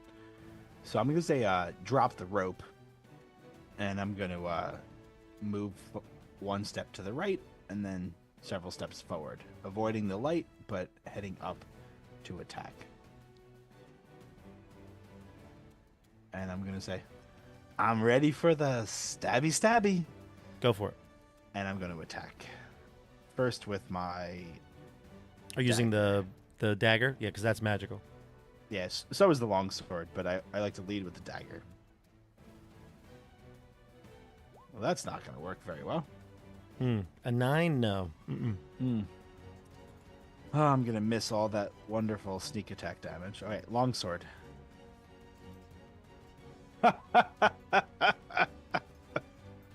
Double 9s. After a couple 9s, Sasori is going to look down at his hands and say, this world is not right. And I'm going to back up a little bit. So sorry, you're the lowest level amongst us, and you are dual wielding rare magic items. Yep. Yeah, wild. So I'm gonna back up to right here, and I don't take opportunity attacks because I'm a swashbuckler. Yeah, what's really funny is the most of the keep in the Borderlands was not very magical item filled. I think just you have kind of like all of them. It was like, well, no, Sorry, except for Rob, the most everybody. powerful one that except for Dusk Nate Bringer, has. Yeah. Dust Crusher. Yeah. All right, so that's Sasori's turn. We go to Quentin. Then it'll be Siggy. I was the only one that did damage for a while there, right? Mm-hmm. These things rolled even worse initiative than most of us. Wow. Can I? Okay. Sorry. Can I? No, sorry. I used both my actions. I apologize. No worries. I am going to first step back. Rowan, you're up. You flew up, correct? He's up. Okay. Yeah, like 30 feet up. I'm gonna step back. I really want to see. I don't know how well I can see through it. It's dim light or bright light, the cone. It does say. Actually, it just says silvery light. Doesn't say that it's bright or that it is dim. So. God damn you, Chris Perkins. Yep. I'm gonna go ahead and say that it is. It's silvery, so I'd imagine it's not bright. I'm gonna go ahead and say that it is dim. Okay. Can I see where it's actually coming from on the door? I know you said that two like moon symbols appeared like handles. Is that where it's coming from? Two moon symbols appear like handles, but the light actually comes from the crack in the middle of the two doors. So it's the whole. It's the whole crack. The whole crack. Crack, not the hole. Okay. Is there something I can see to dispel? Is it just like if it's just light coming through a crack? I imagine I'm not like seeing something I can focus and dispel magic on. Then You could try if you want to. that's a no. Well, you could pick the you would pick the light. It would be dispelling the light. Sure. Yeah, that's true. And wait, you said the handles are still there though? The handles appeared when Dexter Vogos pushed onto the door. Yes. Oh, interesting. Well, wait, the handles appeared? Yep. I thought you just said that the symbols appeared. Yep, appeared as handles, crescent-shaped handles. Why is this measurement not working? Let me just see. Oh, I don't want that to linger. I actually might put myself in a little bit of danger then. I'm gonna try to get. I'm gonna actually go to the door then instead. I didn't realize that the handles were still there. They're there. So then I'm gonna get to the door. If I'm gonna try to avoid the actual like standing in the light, since it looks like the door I'm imagining is, you said it appears on the sides. Can I grab one of the handles without going into the light? Yes. I'm gonna grab one of the handles and try to open the door. All right. Give me a strength check or athletics. God damn it! I should have seen that one coming. How did you not? I thought, I don't know. I was hoping I could just open the door. It's a door. It's not going to be like a Constitution check. Well, actually, it could be. I take that I back. would prefer that. Actually, give me a intelligence check to see if you can open the door. I have a Hey, now. +0, but I rolled an 18. You open the door, and the moonbeam, or not moonbeam, excuse me, the moonlight beam, although I guess we could call it a moonbeam, couldn't we? It is destroyed. But I can't destroy it because you all drew a million triangles here. Also, you figured out how to make your cone last, at least on our screen. It's still there. It is still there, yeah. Okay, cool. So then I guess I would be in this square. I don't like seeing a giant star at the end of that hallway. What do I see inside? It's actually not something to be concerned with, but I'll tell you what it is, or nothing that's going to be like imminent threat. You know what I mean? So what you see here in the doorway is a statue. Let me see. Let me read you the description here. A stone statue of an elegant-looking elf in flowing robes watches over this chamber. It looks like there's a base at the statue, and there's some sort of writing on it, but it's too hard to see from your vantage point. There's also a weapon rack in the room. Okay. And a small chest. I'm assuming the statues are still, fucking about. Yeah. They didn't disanimate. Okay. Cool. All right. I mean, that's my action. I'm assuming that was my action to do, correct? Yeah. Mm-hmm. Okay. I don't want to stay here. I'm gonna use my free Misty Step to go 30 feet in. Go for it. So I'm gonna get to right. Zoom. What is this thing doing? I'm stuck. Oh, maybe that's why I'm stuck on all the walls. Yeah, I Misty Step to right there. Okay, cool. Am I able to read the inscription at that close or no? Yeah. You can. Do you have light? Oh no, I was seeing light on the map, so I thought there was light shining in. No, it would then I be guess dark. You maybe saw the silhouette of a large statue in there. Maybe you could just tell Gotcha. from the moonlight a little bit, but it's dark in here. Like once you Okay. get in, you can't read it. Yeah. Okay, sounds good. That's my turn. All right, we'll go to next in the order will be the creatures. This creature is going to go right here. The one on the right-hand side is going to step there, and it is going to do exactly what the sentinels do and shoot a beam out of its head. See, this is what I'm talking about, Bob. This is what I'm talking about.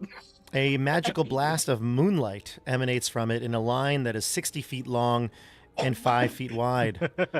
So These are fucking just sentinels. These are the sentinels. Vogos, Mohag, and Siggy, you need to give me a Constitution saving throw. Actually no. Yeah, you're right. I was This gonna is say I'm not- flying up, but I think I was on the rope. This is not an attack. It is an attack, but it's not like an attack roll. It's a saving throw. Okay. Oh my god. I don't think I can have anything. That's my second nat one in a row. Nat 1 again, Adasha? Oh my god. It was Constitution again. Yeah. Con, yeah. The barbarian loves this. All right, what'd you get? 20. 20. So Vogos, you're able to take 9, excuse me. Siggy takes 19 radiant damage from the beam. Okay.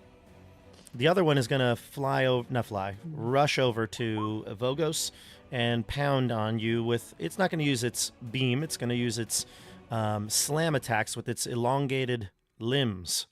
What is your armor class, Vogos? 18. All right, you're hit for 19 damage in total, 11 bludgeoning and 8 radiant. And again for 22, no, sorry, not 22, 22 to hit, 7 bludgeoning and 3 radiant. So it looks like the total's going to end up being 31. Yeah. All right. Yep. And each hit, you can see like a flash of moonlight come out from its limbs, and as it pummels you. And then we go to Siggy and Mohag on deck. Siggy is not feeling great after what just happened. She will fly right back up in the air to get a little bit more into safety. Mohag saved, by the way. He'll take 9. I am going to... Let's try to shatter these guys. Ooh, shatter. Might Yeah. work well. They looked stony. They are Yeah. stone-like, yeah. But also So, metally. 10-foot radius sphere. How do I... Rowan, are you up in the air? How far up in the air are He you? is. He's far. Yeah, like 30, Okay. 30 So feet, I I could think. probably place it like right here-ish and get both of those guys, but not... Do you want to put the sphere out there? Do you know how to do that? I don't know. So it's in the... There's like a measure tool. And then you can pick the shape that you want, and then you can, like, make it like that. Did you see the one I'm doing? Yeah. So it's 20-foot sphere? 10-foot radius. Yeah. 20 foot. So something like this is what you want. Yes, yeah. I'd like to hit both if possible, but not my allies. I don't think That- you can. You can get. Yeah, you can, and you can avoid Vogos like that. Although weird that my it's not broadcasting to the player view here, because I would love for the viewers to see what we're talking about. But it's gonna be something like this. Yeah. That works for me. Something like this. So I will cast Shatter. Ooh, a So terrible it's a roll. DC 15 con save for them. Dasha, a terrible damage roll though. I'm not rolling well. Oh no. I'm not rolling well at all. Did you say it was con? Con 15? Yeah. There's a very loud like noise that erupts from that area and hopefully bothers these guys at least a little bit. So they do both pass. However, they are both constructs and made of stone. So this would do the double damage. So I'm just gonna say it acts as if they failed it essentially. So the damage was 10. 10, yeah. They take the 10 then. Yep. So Not good great good roll. idea. It didn't execute as well as you wanted because of the dice, but that's something in your pocket now. Yeah, Next do it time. again. Yep. And I'll hover up in the air away from any more lines of lasers or light or whatever these guys are shooting us with. Moonlight. Moonlight. You ever go walking in the moonlight? Normally it doesn't hurt like this. Not like this, no. Okay. Walking in the moonlight. Mohag's going to take this opportunity and charge into this one here. And he's going to swing twice with his axe. First one is going to be a hit. Second one, a nat 3. That's not going to connect. But he will do 10 damage, and he'll half it. So the first one takes its first bit of damage, and Mohag looks like his resolve is fading just a bit. You sure we don't want to run here, Sasori? He doesn't have a magical weapon? Mohag? No. No, his I axe thought it was- is... I thought it was one of Nate's old weapons. He does have his warhammer, but his warhammer is also not not magical. All right, let's go to top of the order here would be Vogos, Rowan, Sasori. Yeah. So I'm kind of in agreement with Mohak. It is not looking good. I'm feeling like maybe slipping through those doors and shutting them behind us might be the best idea. Did that you say Dexter? that out loud? They're, is that they're Vogos? real Yeah. big and Nope. might not be able to get through the doors. I would like to disengage and just flee. Where did that put me? 5, 10, 15. Oh, I'm frozen. 5, 10. So Vogos is disengaging and running into the temple. Yes. Go for it.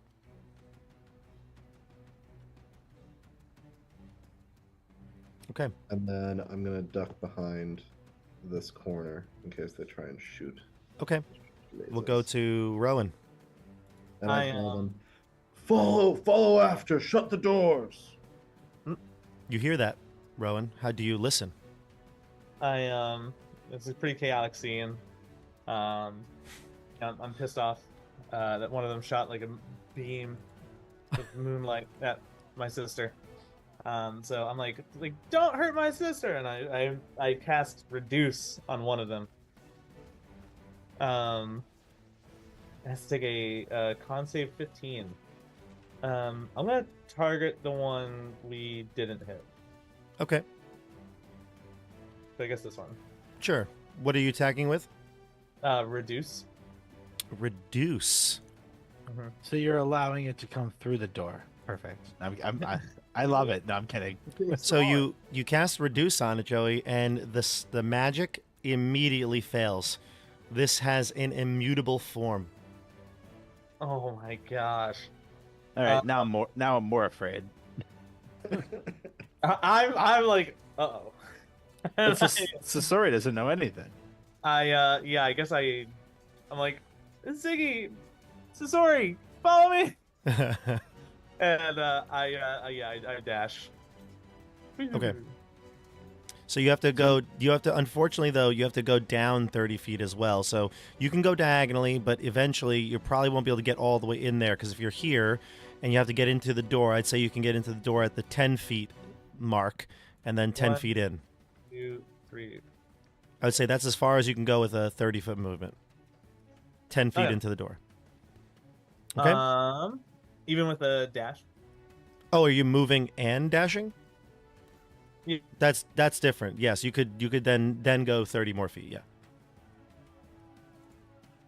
Yeah. Who's this? Yeah, I'm bonus action dashing. That is Dasha. This is Sorry Siggy. about Ziggy. Yeah, no, I want a bonus action dash. That is Siggy. Okay, so Joe, your Big turn is guy. over. So sorry. Why are we running? We have them just where we want them.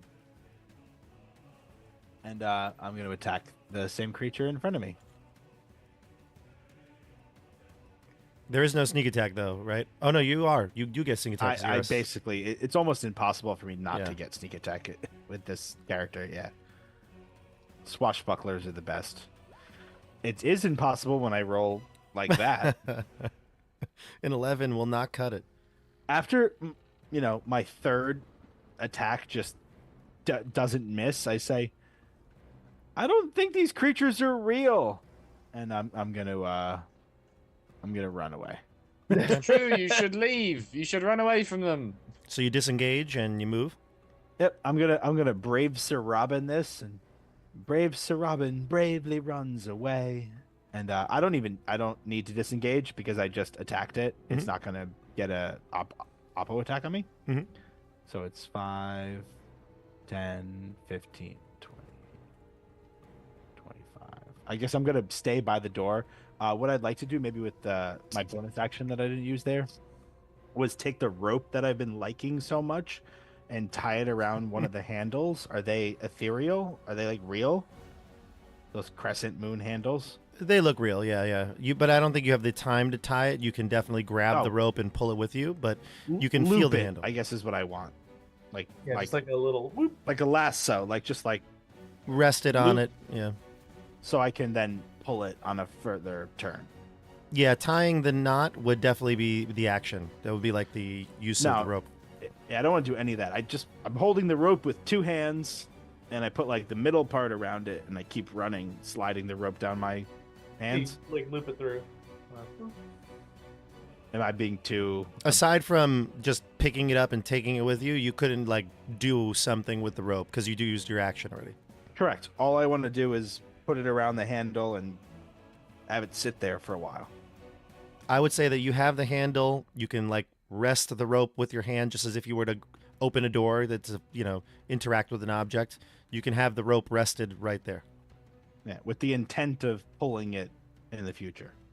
Sure. We'll see.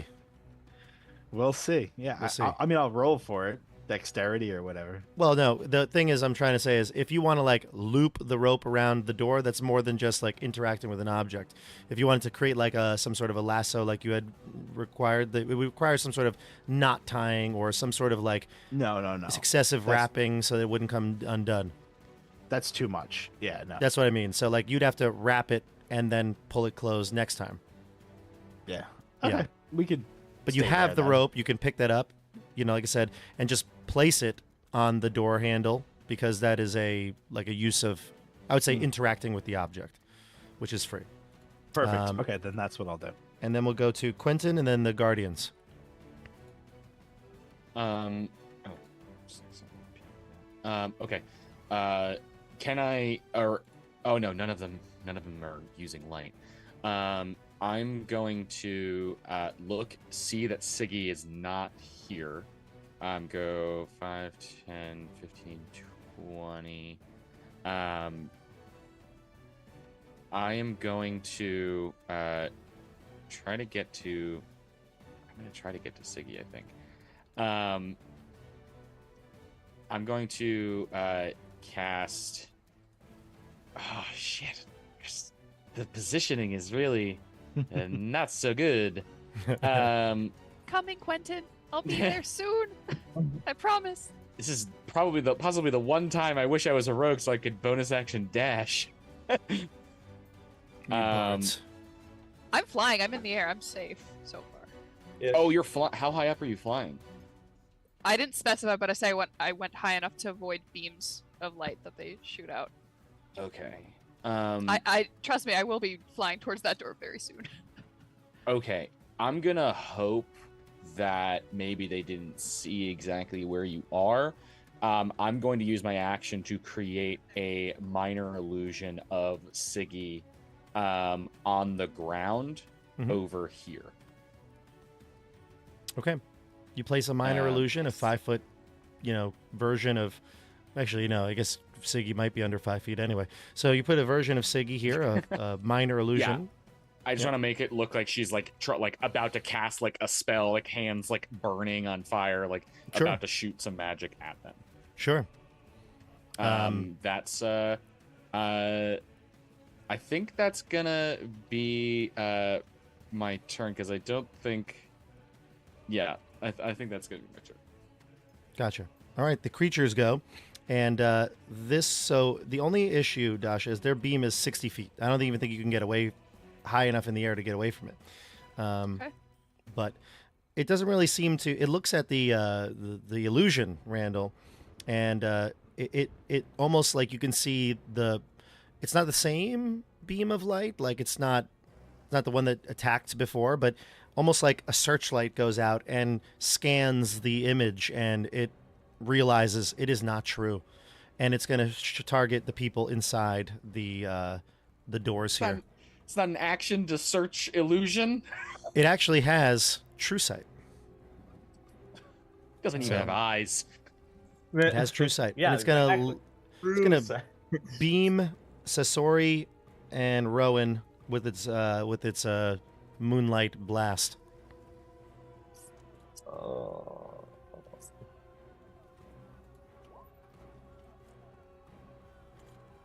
Could I try to interpose myself between Rowan and the beam? Because it's light, it actually is just gonna. Well, it's interesting. It does say it hits everything within the line, so you could interpose, but you'd just be putting yourself in harm's way.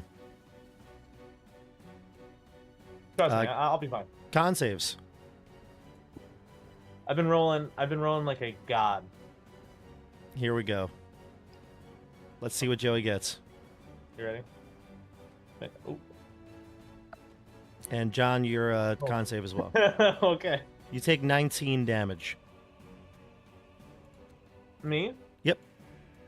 Okay. And then the other Guardian's going to beat up on Mohag. He'll get hit once. Okay. You take 19. Let's see. He's going to get hit once. Yep, he'll hit once for a total of... Actually, not a lot of damage here. Stream through your... Oh, I hear my echo there. Who's got my echo? That was There we me. I was listening while I was catching up. Mohag takes 12 damage from the pummeling that he takes. And then we jump down to Siggy. She does not like what's happening here, but she is going to try to zoom over into the entrance of the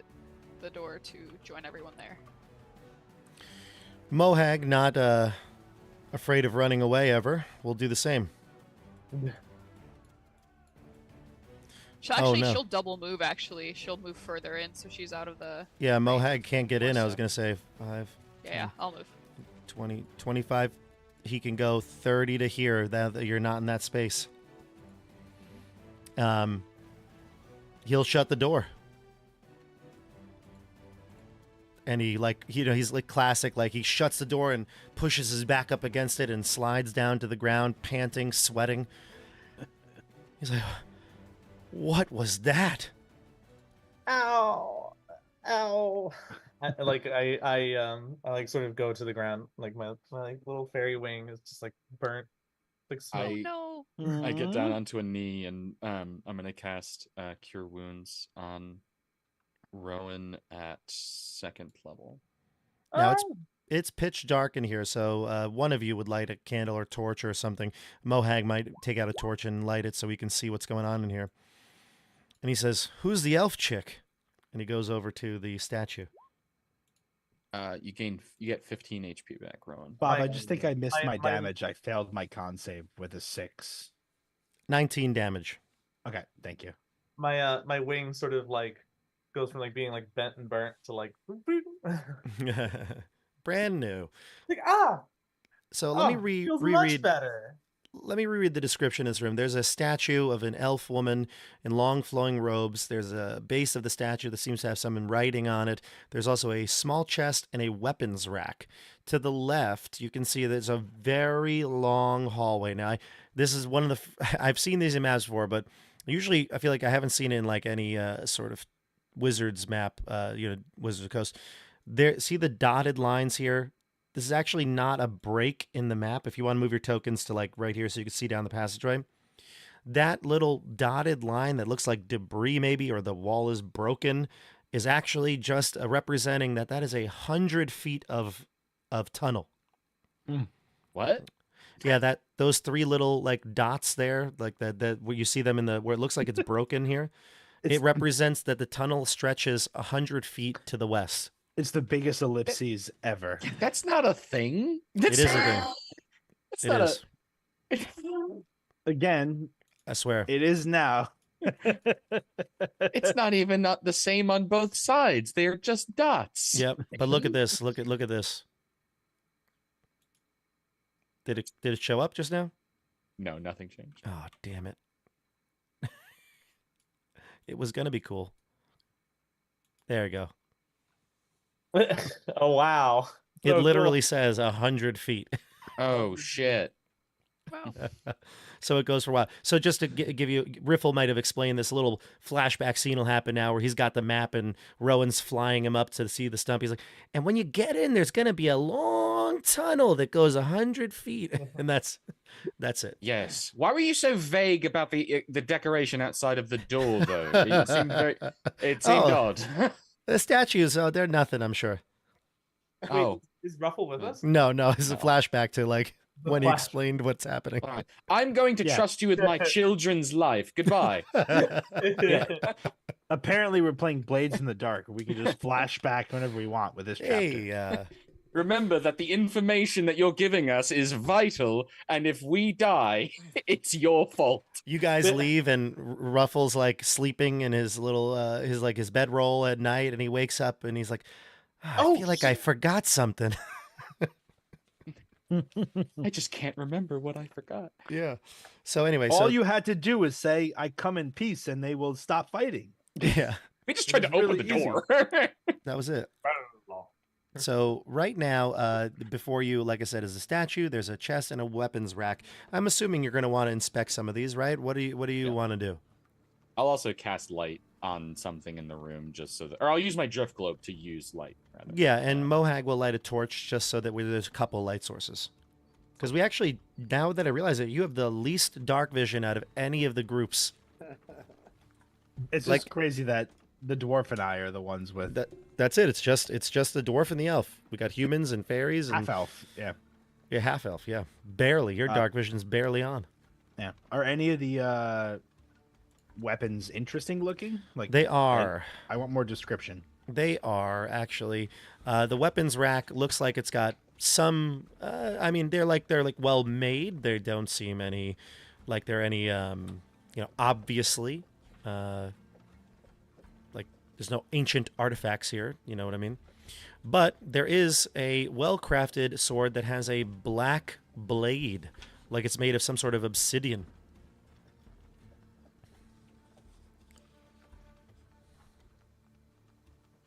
Are there any weapons that look like they are fairy-sized?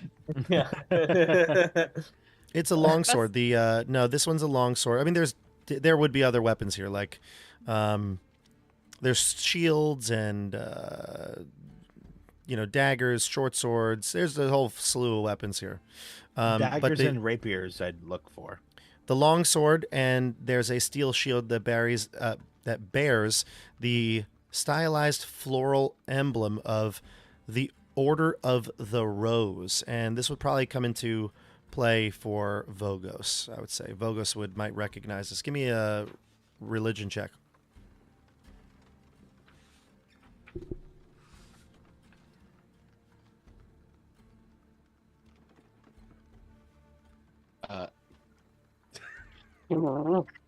A 0 on religion. Never mind, it doesn't.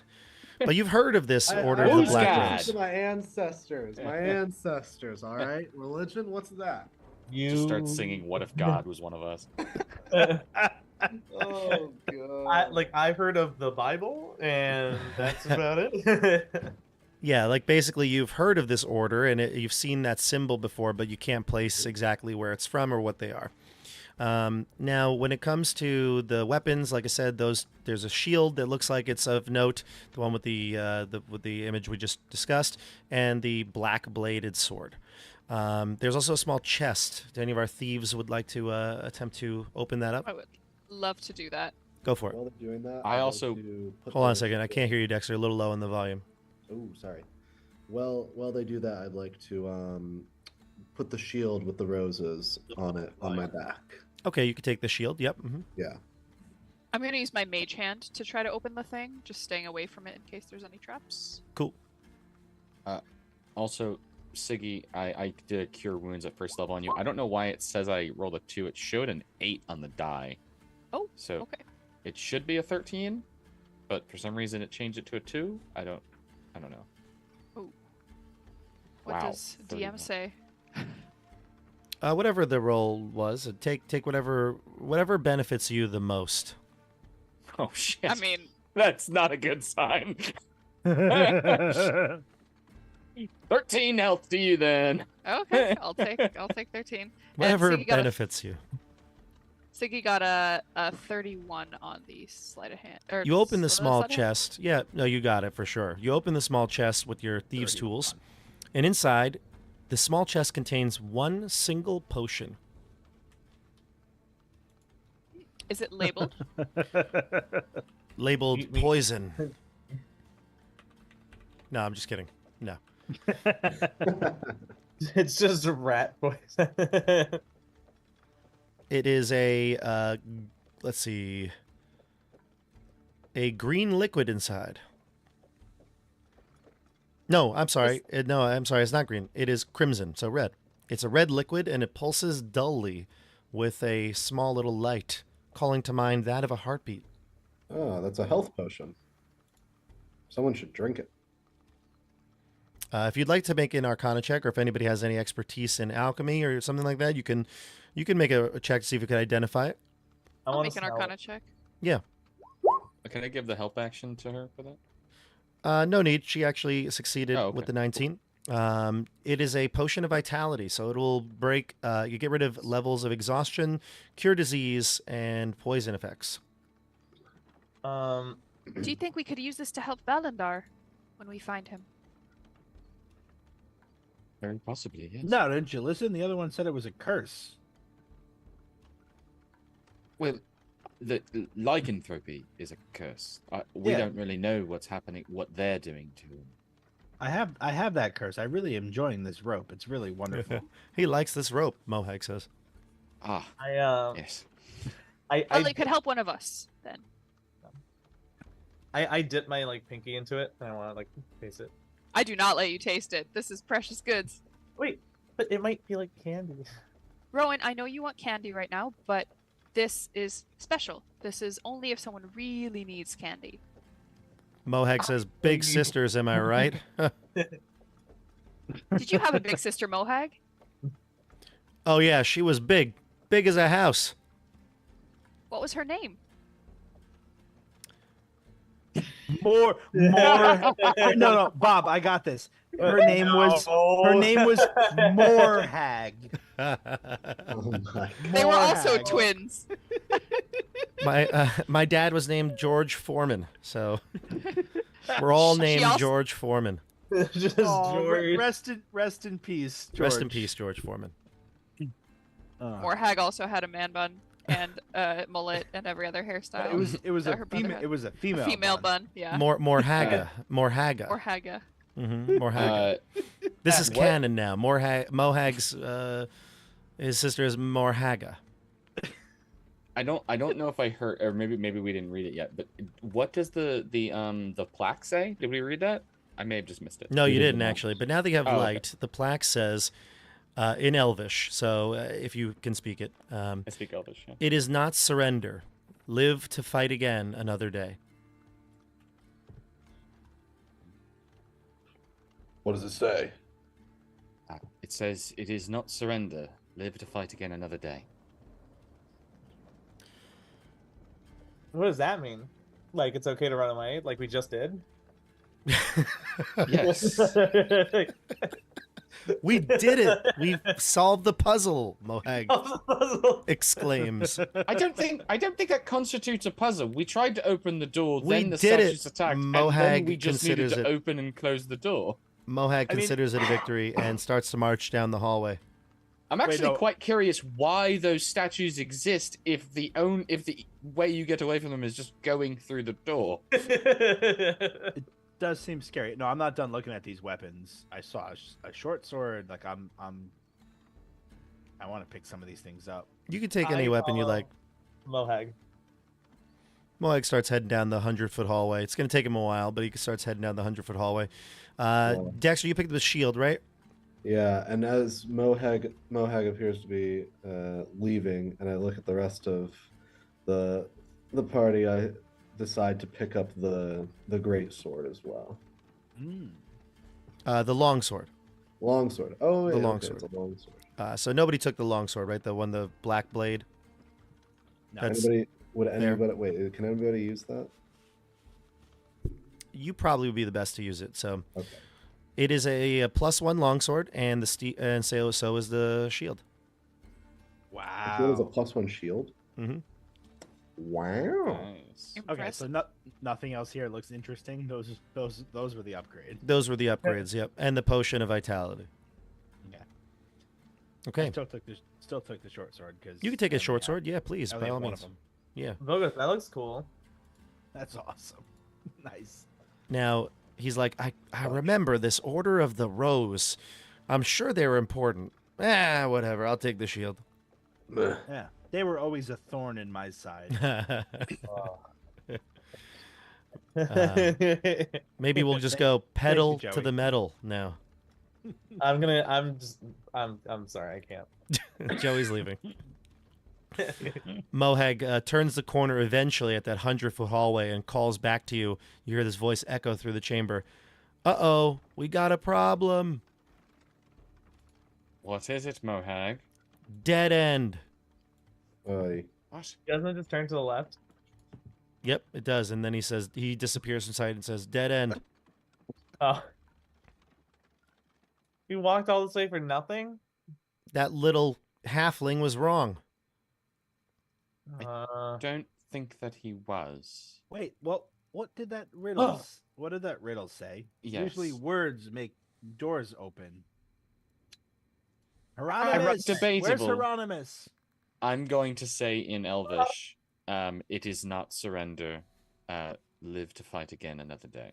See if that triggers anything. It does not. I want to touch the walls. See if any of them are like an illusion. Give me an investigation check. Bum, bum, bum, bum, bum, bum. My favorite part about Sasori's character sheet is that he speaks Common, Draconic, Elvish, Orcish, and Thieves' Cant, Oh, but Jesus. cannot spell any words in those languages. Nat one. And that one, yeah, you feel the wall and it's solid and made of stone, and this is a dead end, clearly. Can I do a check as well? If I don't know if I can get up there. Yeah, you can get there. It's 100 feet, but you can just take your time. This would be a investigation check. Mm-hmm. 12. No. I'm gonna go back to the statue.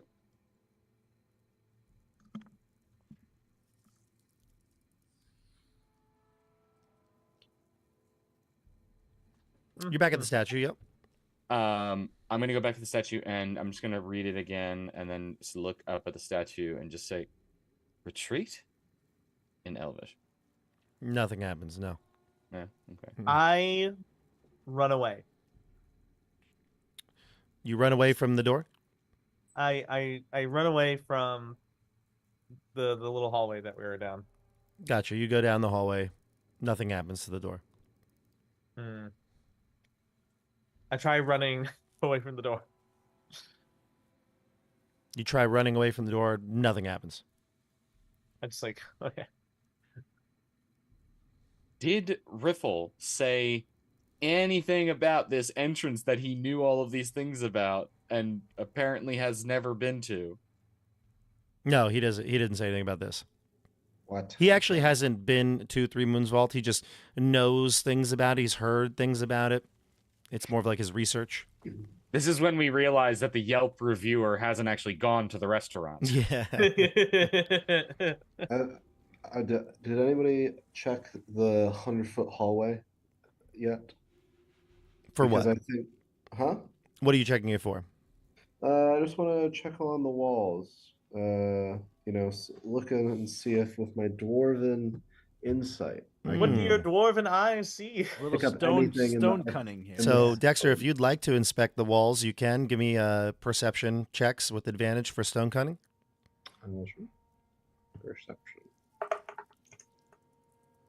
Oh, the first roll was already good. The second roll was the same. Nice, 23. Dexter, Vogos approaches the wall, and you've been in many tombs and fortresses, and you know stonework. Your family, your ancestors. It's something that was important to the. What's your ancestor? What's your name again? Iron Wall. Iron Wall. Obviously, they are experts with stone and not iron, so it makes perfect sense. Experts And with walls. So. With walls, iron wall. Yeah. You feel the wall, and you can sense small grooves or indentations in the wall. There's something here. Yeah, it's kind of hard to tell. I mean, you can almost barely see them with the naked eye. Even if you hold the light up to it, it's faint as ever. Almost as if you had to feel it to believe it. Grooves, you said? Yeah, but so faint. Grooves, does it look like is it like a hand in the shape of a handprint? If you trace your finger along it, it's similar to the door that you had at the entryway where they make crescent moons, and they're at about waist height. Then in that case, I would like to do what I did last time, which was push on it to see. Well, actually, I should say, no need. Your investigation check gave you everything you needed. So you feel and you sense and you get this, it's like you're starting to feel the outlines, and you sense it's like the crescent shape. By the time you finish tracing your hands on it, the door handles appear, and they glow a faint moonlight into the room. Ah! Over here, come. Oh, Ghost, you're so smart. None of us figured that out. That was so cool. That was really What cool. exactly did you do? I noticed in the walls that there was an inconsistency in the stonework. I've always This is struggled very with that Mason. noticing thing. All right. Very well Shall we done. continue? Yes. Yeah. Are we going to open it the same way this time, or maybe open it with the rope? and be far away. Xander Cartwright in the chat says Sasori was once stonework. Vogos, you and I got blasted with moonlight last time. That's true. Which Sasori doesn't say dumb things. And yeah, Cartwright, I was stone decoration is what I prefer, not stone work. Thank you very much. We're very particular about that. So the tunnel opens up, and you can see it stretches out down to the south, and now that you can actually, you feel like you have gone enough distance that you're actually now underneath the fortress, like you're the proper fortress. You're underneath it now, and you notice a few things in the hallway that you can move your tokens wherever you'd like, but in the hallway, I guess maybe someone who's heavy, probably Vogos too, right? You're heavy, right? Heavier than all the rest of the people with your total weight. Definitely considering I just picked up another. Well, I probably dropped my other shield, but I picked up another weapon and a shield. I'm quite heavy. Gotcha. Stay there though, Quentin. Don't go too far. In this hallway, this corridor, you start to notice things, and I'd say it'd be you first, Vogos, because you're carrying quite a lot of weight, and you're probably heavier than everybody. But you feel light, almost like a little spring in your step. Siggy and Rowan, I don't know. Do you typically fly places or do you walk? I fly for sure. So then you wouldn't really notice this that much. I would say the rest of you, Quentin and Sasori, also feel it a little bit more than usual. Again, like a spring in your step, like everything is, you're light as a feather. Sasori definitely lets it get the better of him, and he starts hopping around a little like Willy Wonka style in that room. Yeah, and actually it's kind of similar. So the mechanic here is creatures can jump twice as far as normal. It feels like there is a reduced gravity in this fortress. Whoa! Twice as far and high? Yep. Wait, how are you doing that? I guess this is why they call it the moon, Fortress of the Moon. I suppose. Wait, would Sorry, is that a thing? Does the moon make you lighter? The moon pushes you and makes you jump more. I've never heard that before. It was something that I heard from an old wizard. Was his name Neil Armstrong? Yes. How did you know? I believe he had a companion, Bazaldrin. And name the third guy. Who remembers the guy that actually stood in the ship and made sure they're all healthy? Listen, I thought Neil Armstrong was a bicyclist. And I thought he was a trumpeter. I think, yeah, he said something like to infinity and beyond or something. Buzz? Yes, he did. Nobody remembers Michael Collins? Who? Exactly. Phil Collins? Greyhawk Exile got it. Michael Collins, the third man who just was there doing heroes work, and nobody cares about him because he just stayed up in the ship and protected everyone else. Yeah. The Ringo Starr of the astronaut. Some might say the George Harrison, but okay, sure, the Ringo Starr. Okay. All right, so two things. Number one, you enter into this chamber and you feel the gravity kind of is a little loose here. You enter into another chamber, and you can see that there's, and actually, there's also, you see some things on the map, I'm sure. So let me just give you a couple of ideas here. Wouldn't we like accidentally fly too high? No, I don't. Our bodies would be lighter, right? Like it would take less effort for us to like push. All right, yeah, sure. You would notice that you're kind of gaining height a little too easily. Sure. Siggy and Rowan just accidentally slam into the ceiling. Rowan definitely would. So the halls. Let me describe the halls to you here. So the halls are it looks like almost like a dungeon. There's some pools of water, like, dirty water in the corners here. There's some debris of, some crumbling wall pieces. But when you peer out into this bigger area, you'll notice a few things. And everybody, real quick, give me a. What's your passive perceptions? Ooh, 12. I think mine's 9. 13. 12. Oh, 11. Or no, sorry, it's 10. Mine's good. Mine's 14. Okay, so actually, I'm going to have to say Vogos here. Well, you would see this when you come up. You can see wraiths patrolling the corridor just to the left, and maybe you'll pull everybody back behind the wall before you get exposed. The wraiths seem to be patrolling, and they cross that barrier here, or this intersection here, and they don't seem to notice you all. You also hear a few noises in this place. So number one, you hear like feel like there's like a draft, clearly, like there's some air movement in this place. You also hear the sound of like shuffling bodies and gurgling noises coming from the east. To the west, you didn't hear the wraiths because they were floating, but you kind of heard like maybe some of their weapons that they're holding and things like that clatter as they drag them across the floor. Some sound of chains as well. And the most frightening thing you hear at the middle of this all is a loud howling sound, an agonizing, blood-curdling scream from deep within. Someone is being injured quite badly. And that would be to the west as well. Wait, okay. Everyone, quiet. I will sneak past. I'll go find them. Okay. That sound like a plan? Be very careful. I'm There's super going to be a lot of undead. That's okay. They can't, like, their eyes can't even see. They can fly too. Yeah.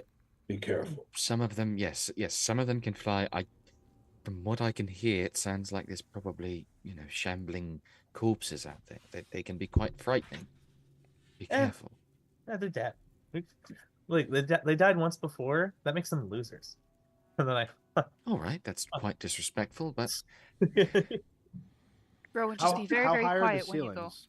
So there's a couple of things in here. The ceilings are 10 feet high, unless I explain otherwise.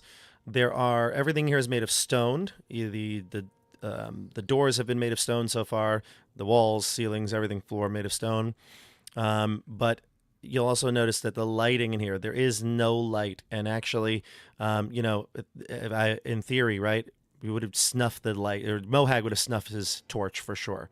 When he heard that there was the sounds, and Vogos kind of told everybody to wait, he kind of put out his torch right away. I would have done the same for my. Well, actually, I'm not going to extinguish my globe because if I just put it in like an opaque thing, that works. It doesn't shed light. So I'll just so I can easily do it without an action later. That works actually, and that's probably better because, like you said, you just want to be able to reveal it if necessary. Yeah. So Rowan, you're blind right now. That's okay. No, it's not. It's not. You're not going alone. We're going together, and I throw the rope around you and pull you down. Wait, no, I dodge it. All right, maybe we don't tie up my son while there's undead around. It's not about tying him up. It's just making sure he doesn't kill himself because he's an idiot. I didn't hear a word you said, Joe.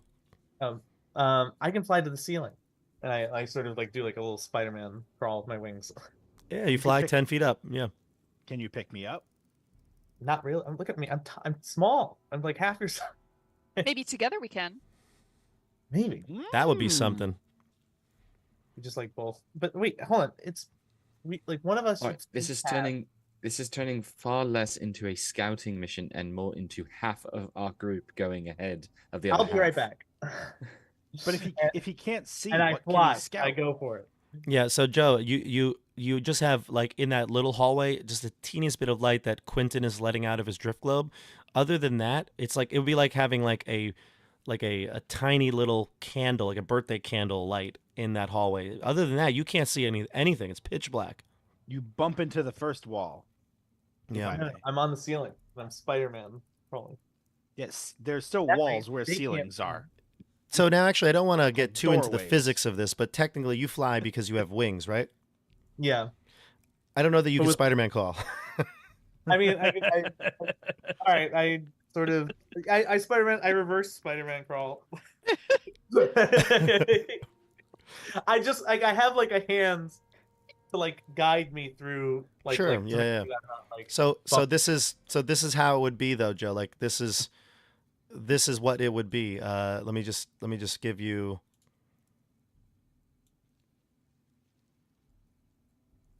just an idea of what it would look like.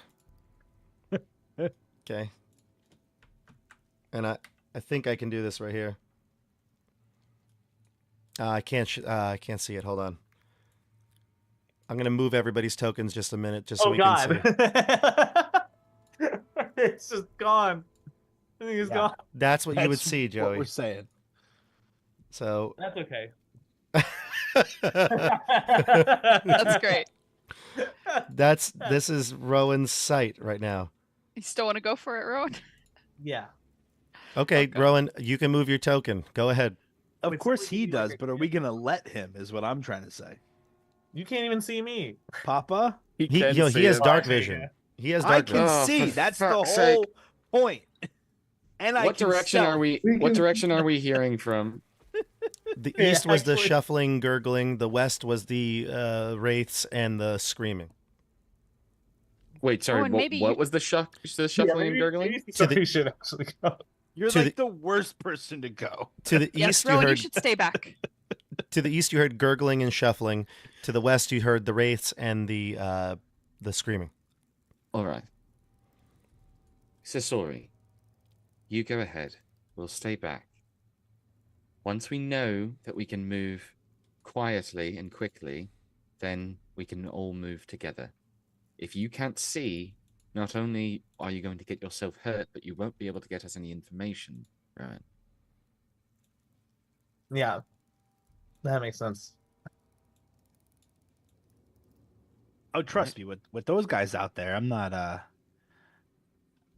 do not plan on going very far. I'll be back shortly. Good. Quentin, I saw you pointing at people earlier. Why were you pointing and then moving your lips? I can. He'll cast a message. I can speak in your mind. That seems useful. It is. It's only a limited distance, about 120 feet. All right, so I'm gonna I don't know if I should take a stealth check now Stealth. or wait. Yep. But Stealth check now. Yep. Every few seconds, every 30 seconds, I will send you a message, and you'll be able to speak back in your mind. I appreciate the explanation. All right, 21. All right. So move your token to where you'd like to go. Here for now. Sure. You quietly and adeptly hug the wall and move with a sort of like a steadiness that does not alert these wraiths. And you can see them now. Like they're on patrol. So like they just kind of crossed. So they're flying further away from the crossing as they move. You can see 2 to the north and 2 to the south. So you can, I think your view can see them, John, right? I can see 3 right now. Yep. Okay, well, you just saw one even go further down. So it looks like they're Okay. heading on a patrol. Like maybe this is some sort of route that they go on and they circle around about this level. Straight ahead of you, you can see what looks like a pretty interesting looking chamber. Like, for instance, and let me describe the wraiths too. The eyes of these wraiths are red, and each of them wears a spectral, rigid armor and carries a hollowed out goat horn, which certainly looks like it would be loud in this chamber. It would echo. Like I said, ahead of you, though, to the west, you can see a 15-foot diameter sphere. It's made of shimmering silver. You can see it, and it gives off faint light within that room, but not much further out of it. Are they currently walking away from the corridor I'm in, or are Yeah, it looks some like they're walking toward- going up. 2 are going up, and 2 are going down. All right, so I'm gonna adeptly hop over this chasm here and continue into the room with the faint light. Sure. So you do a little hop, and you jump across, and since the gravity here is not so great, you're able to jump twice your normal. So what's your strength? 0, 10. 10 though. No, it's 10 is the number. So you can Yeah. jump 20 feet. Perfect. You jump across and you kind of float almost like you're walking on the moon, and you land, quietly, like a little tap on the ground, and you see into this chamber now. There's more to it. Now that you're inside the light and your view is better, you can see that there's a hexagonal dais on the western side of this 30-foot high chamber. The sphere is as reflective as a mirror, and it appears smooth and sleek. All right, so I'm getting that first 30-second message, I'm sure, from Quentin now. So I return back. What does Quentin say, though? What's the first thing he says? I would just say, what do you see? Hallway 20 feet ahead of you. On the left, 4 enemies. Do not progress. Further forward, big room. It's got to be 25. Yeah, once it ends, I'll just say, you can continue, but remember there's about 25 word limit, so I'll have to refresh this. Continue what you were saying. Big room, stop sign. He got Lots, it. some light. Maybe that's 25 words. Sorry. Had a baby, it's a Did boy. you say stop sign? Is that 2 words? Yes. Had a baby, it's a boy. Room after enemy has shape like stop sign. Light. It's hexagonal. What? Again, you keep talking about stop signs. Is Wait. that just a signpost with the word stop written on it? Hold on. Wait a second. The book Yeah, no, says... stop signs are not canon. There's No. no way. Hold on. The book says hexagonal. Now, I'm not a math teacher, but that looks like an octagon, doesn't it? I can't see. 1, First off, 2, 3, 4, that has 5, nothing to 6, do with- 7. that is an It's octagon. totally an octagon. That's That's an It has really nothing funny. to do with math and everything to do with geometry. So I don't. That is definitely an octagon. Sasori doesn't know that.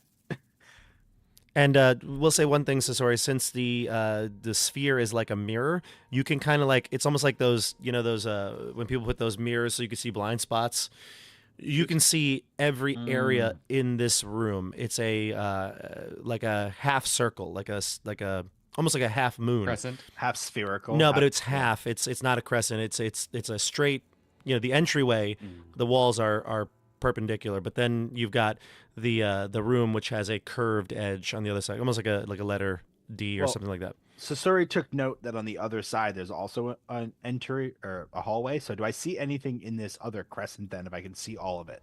You can see all of it. There's no other exit from it. Just the dais with the steps leading up to it to that crystal sphere.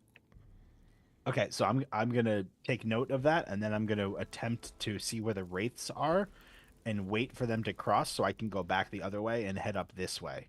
Sure. Mr. DM.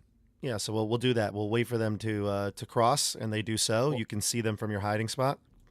Well, we were hearing the screams coming from that direction though. So there has to be something else. So maybe not in that area, but maybe down the halls where the wraiths are. Yeah. I mean, do I hear the screams were in this? They continue, and you don't see anything in this room. I mean, like I said, you see every area of it. It's not this exit or this room does not have an exit, but there are the intersection you came to had a northern hallway and a southern hallway. So you know where the wraiths are actually patrolling. Like And the so sound, he was hearing the screams from the halls. the sound not could have from came this room. from this northern hallway. Yeah. That makes sense. Okay. So am I ready to start heading back towards the other? Yeah, you can move your token back. Yep. And I'd like to see what's in this hallway. Sure. It's a thin, narrow hallway that stretches north. As you get closer, you can hear the sounds of the undead before you. You don't even need to turn the corner without realizing that there is a all manner of undead creatures. You do take a peek, though. Move your token further north. And give me another stealth check, actually. Gotta love that. Hey, I'll take it. 18. 18. Move your token up just a little bit more so you can see inside the room. All manner of undead creatures, mostly skeletons and zombies, milling around, standing, really not doing much. However, you also notice that there are a few ogre zombies in the larger corridors. What do you do? Go back to my group and tell them what's up. Okay, go for it. What's this little splash pattern here? Water. It's like grime and debris and parts of the wall falling off. All right, so I'm ready to come back, and I'm gonna report, and I'll try to do my best to, give everyone a good picture here. When you go forward, there's a hallway going up and a hallway going down with wraith enemies with red eyes, and beyond that, there's a big room that's a dead end, but it has a glowing orb with a bunch of sides on it. It's not quite a circle. It's 5 or 6 or 7 or 8 sides. I can't count that high. On the other side, when you come out of this room and you go towards and he holds up both hands and he looks, when you go towards the right out of this room, there's another room to the top side that has a bunch of undead, nasty-looking creatures in them. But I think we can take them. What about the screaming? It's The still screaming is continuing. coming. It continues as well. Yeah, the screaming has never stopped, and it's coming from the Wraith side, right? North Wraith is what we determined. Yeah. DM. Yeah. Well, if there's people screaming because they're getting hurt, we should help them. It could be some of our friends. It could be Valandar. Well, here's the last thing I didn't mention is definitely the enemies all have a horn on them, looking like they will be willing to summon other enemies. So if we Well, attack one, we may get many more. How many are there? I counted 4 wraiths and 20 6 something zombies. 20 something skeletons. zombies. And That's ogre wild. zombies. 2 ogre zombies. Well, if the zombies were in a totally different place than the wraiths, so what if we were to take the horns away from them? You 3 are quite adept at moving very quietly and stealthily, and quite quick with your hands. What if you tried to swipe those horns, and then possibly we can try to take, maybe the other 3 of us can try to get the last horn away. Then we just have to fight 4 wraiths as opposed to 4 wraiths and 20-something undead. I do love the idea of stealing things. Exactly, and you get to keep whatever you take. These 2 are blind as a bat, though. Can we make Yes. them see in the darkness?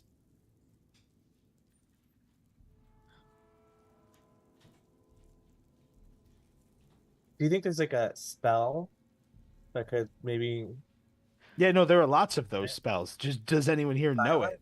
There No. are spells that do that. The problem is, I mean, I don't know. I can't give. I mean, I can No. make you Can able to can see, you make but a I spell can't. that makes the horns quiet. There are spells like that. I don't know that spell though. Silence would be a wonderful spell. It would be a great spell to have. I'm very good at talking, not staying quiet. That's why I like you, Quentin. Oh, I that's wo- why? I thought it was wonder- the It's one of housing the and reasons. food. That's okay. That's the main reason. I wonder, you, Tin of Quint, you have, I don't know, I'm trying out stupid things.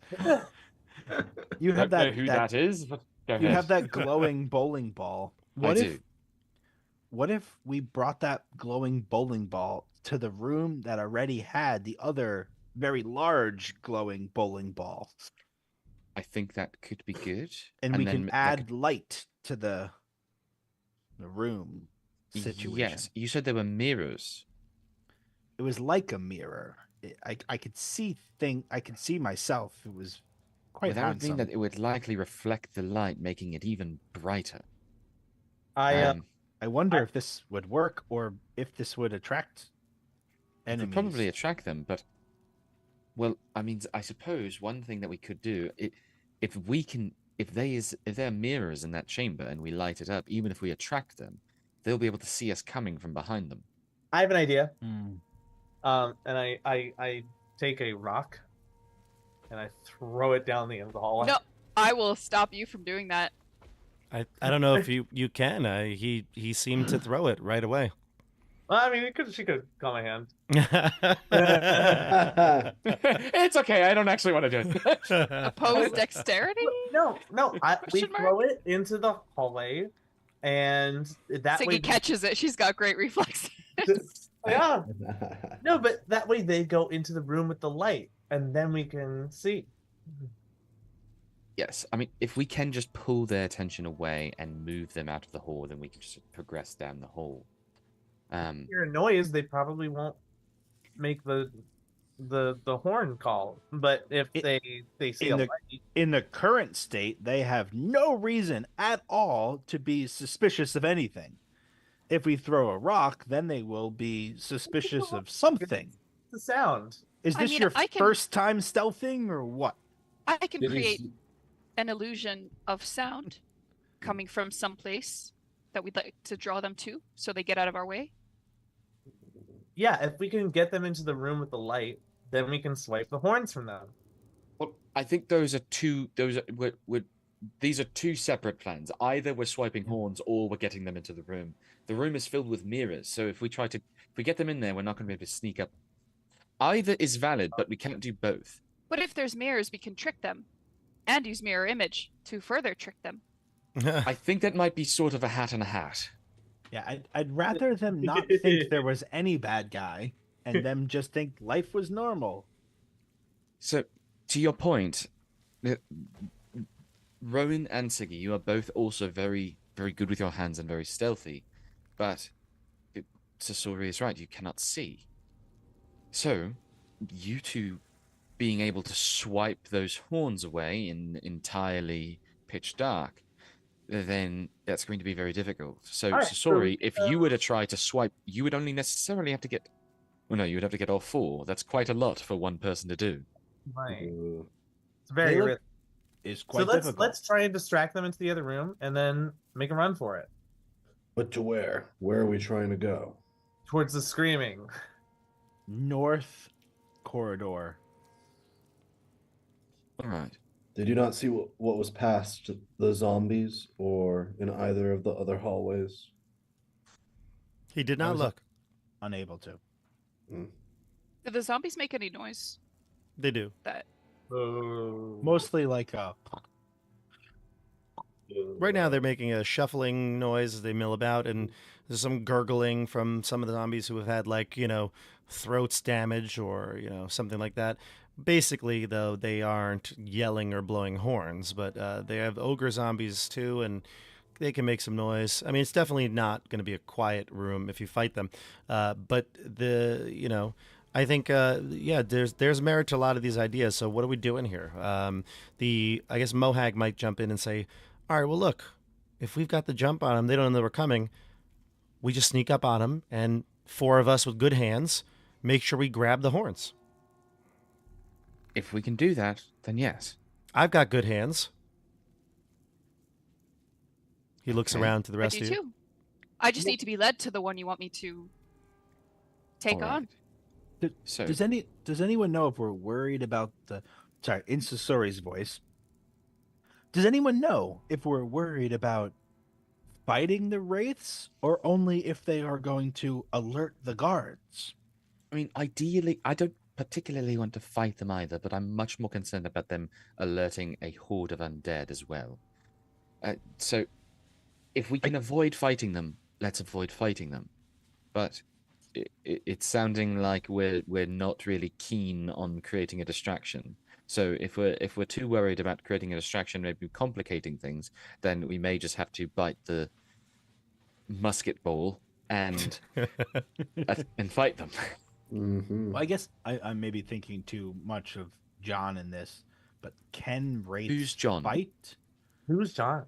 Wraiths can fight, Mohag says. Okay. Wraiths are quite dangerous. Yes. I don't entirely know why these wraiths are here. It sounds like there's been quite a heavy amount of necromancy. Mohag says, let's do it. And he cracks his knuckles, and it makes a really loud sound, echoes throughout the chamber. Fuck. Just kidding. I turn to Quentin and I say, "New Hieronymus, new leader. I will What? follow your decision." New hurrah. Give me stealth don't know checks. Who a Hieronymus is? I think we have to just take the lesser of the evils and fight the wraiths. You four try to get the horns out of the way. If you when- want, by the way, you could choose to not have the entire group go out so that like the stealthier people can make it, if that's up to you. Yeah, I mean, what I can do is when Sasori. So what we can do is Sasori. Since you can see, we have our 4 stealthy people out there. Or well, I don't know if Mohag's actually stealthy, but No, at all. He so sucks at everything. So then we have our 3 stealthy people. We have our 3 stealthy people out there. Sasori, you can see when you give the word. Roll the drift globe out so that they can now see, and that's when once the light hits, everyone jumps, That's and the you jump. guys grab the horns as soon as possible. I love and hopefully we can get a surprise round on them. All right, so Maybe now that's a idea. distraction. Yeah, it's freaking. I love. So it. Sasori, give me your stealth check before we do anything else. Question: Do we have time for a roll encounter? A nat 1. I'm pretty sure that we're gonna end up doing it next time. Do we Sasori- have a group stealth check? No, because Sasori's going out by himself first. Oh, so sorry. No, Sasori. I thought it was Sasori, Rowan, and Siggy going, and it was just Sasori was guiding them. Okay. Well, they can't see though, so they're gonna have to. Their stealth check's not gonna be that effective. Yeah. I was hoping to give a bardic to somebody, but he's already rolled, so I don't know if you'd let me do that now. You can give a bardic. I don't mind that, but he rolled a nat 1, so he's got a 9. Yeah, give him a bardic if you want. It's hard to overcome that. I will. I will give you a bardic to. What is it for you? D8 or D10? What's yours up to? D12. No, D10. Okay. I don't think I'm at a D12. There you go. A 3. Let's 12. see. Oof. So that'd be a 12, you would say? Yep. Sasori steps out and is leading the 2 of the. Sorry, that's not Sasori. Sasori steps out and is leading the 2 of the fairies out, and Mohag. Was that the 4? Yeah. Well, Mohag, I think, wasn't stealthy. He was just going to be rushing to grab one of the horns once the light is there. Fair enough. You get out, and as you're doing so, John, you're maneuvering them, trying to be careful and cautious, and you trip on some debris. You kind of just shuffle a rock on the floor. You catch yourself, but like noise has been made, and the wraiths are just about to come down and cross, and then they hiss into the air and look, and you can see they have dark vision. Obviously, they see you and the siblings approaching, and they go to instinctively reach for their horns. And we'll pause it here. Also, you moved me into a wall, by the way. I can see nothing. Oh dear Lord. There we go. We're gonna pause it here. We'll roll initiative even next time, so don't worry about that. But we'll tune back in next week on Thursday for the for the 4th episode. There may be some more to go in this one, so stay tuned. We'll see you all on the tabletop. Have a good night, everybody. Night, everybody. Bye. See ya.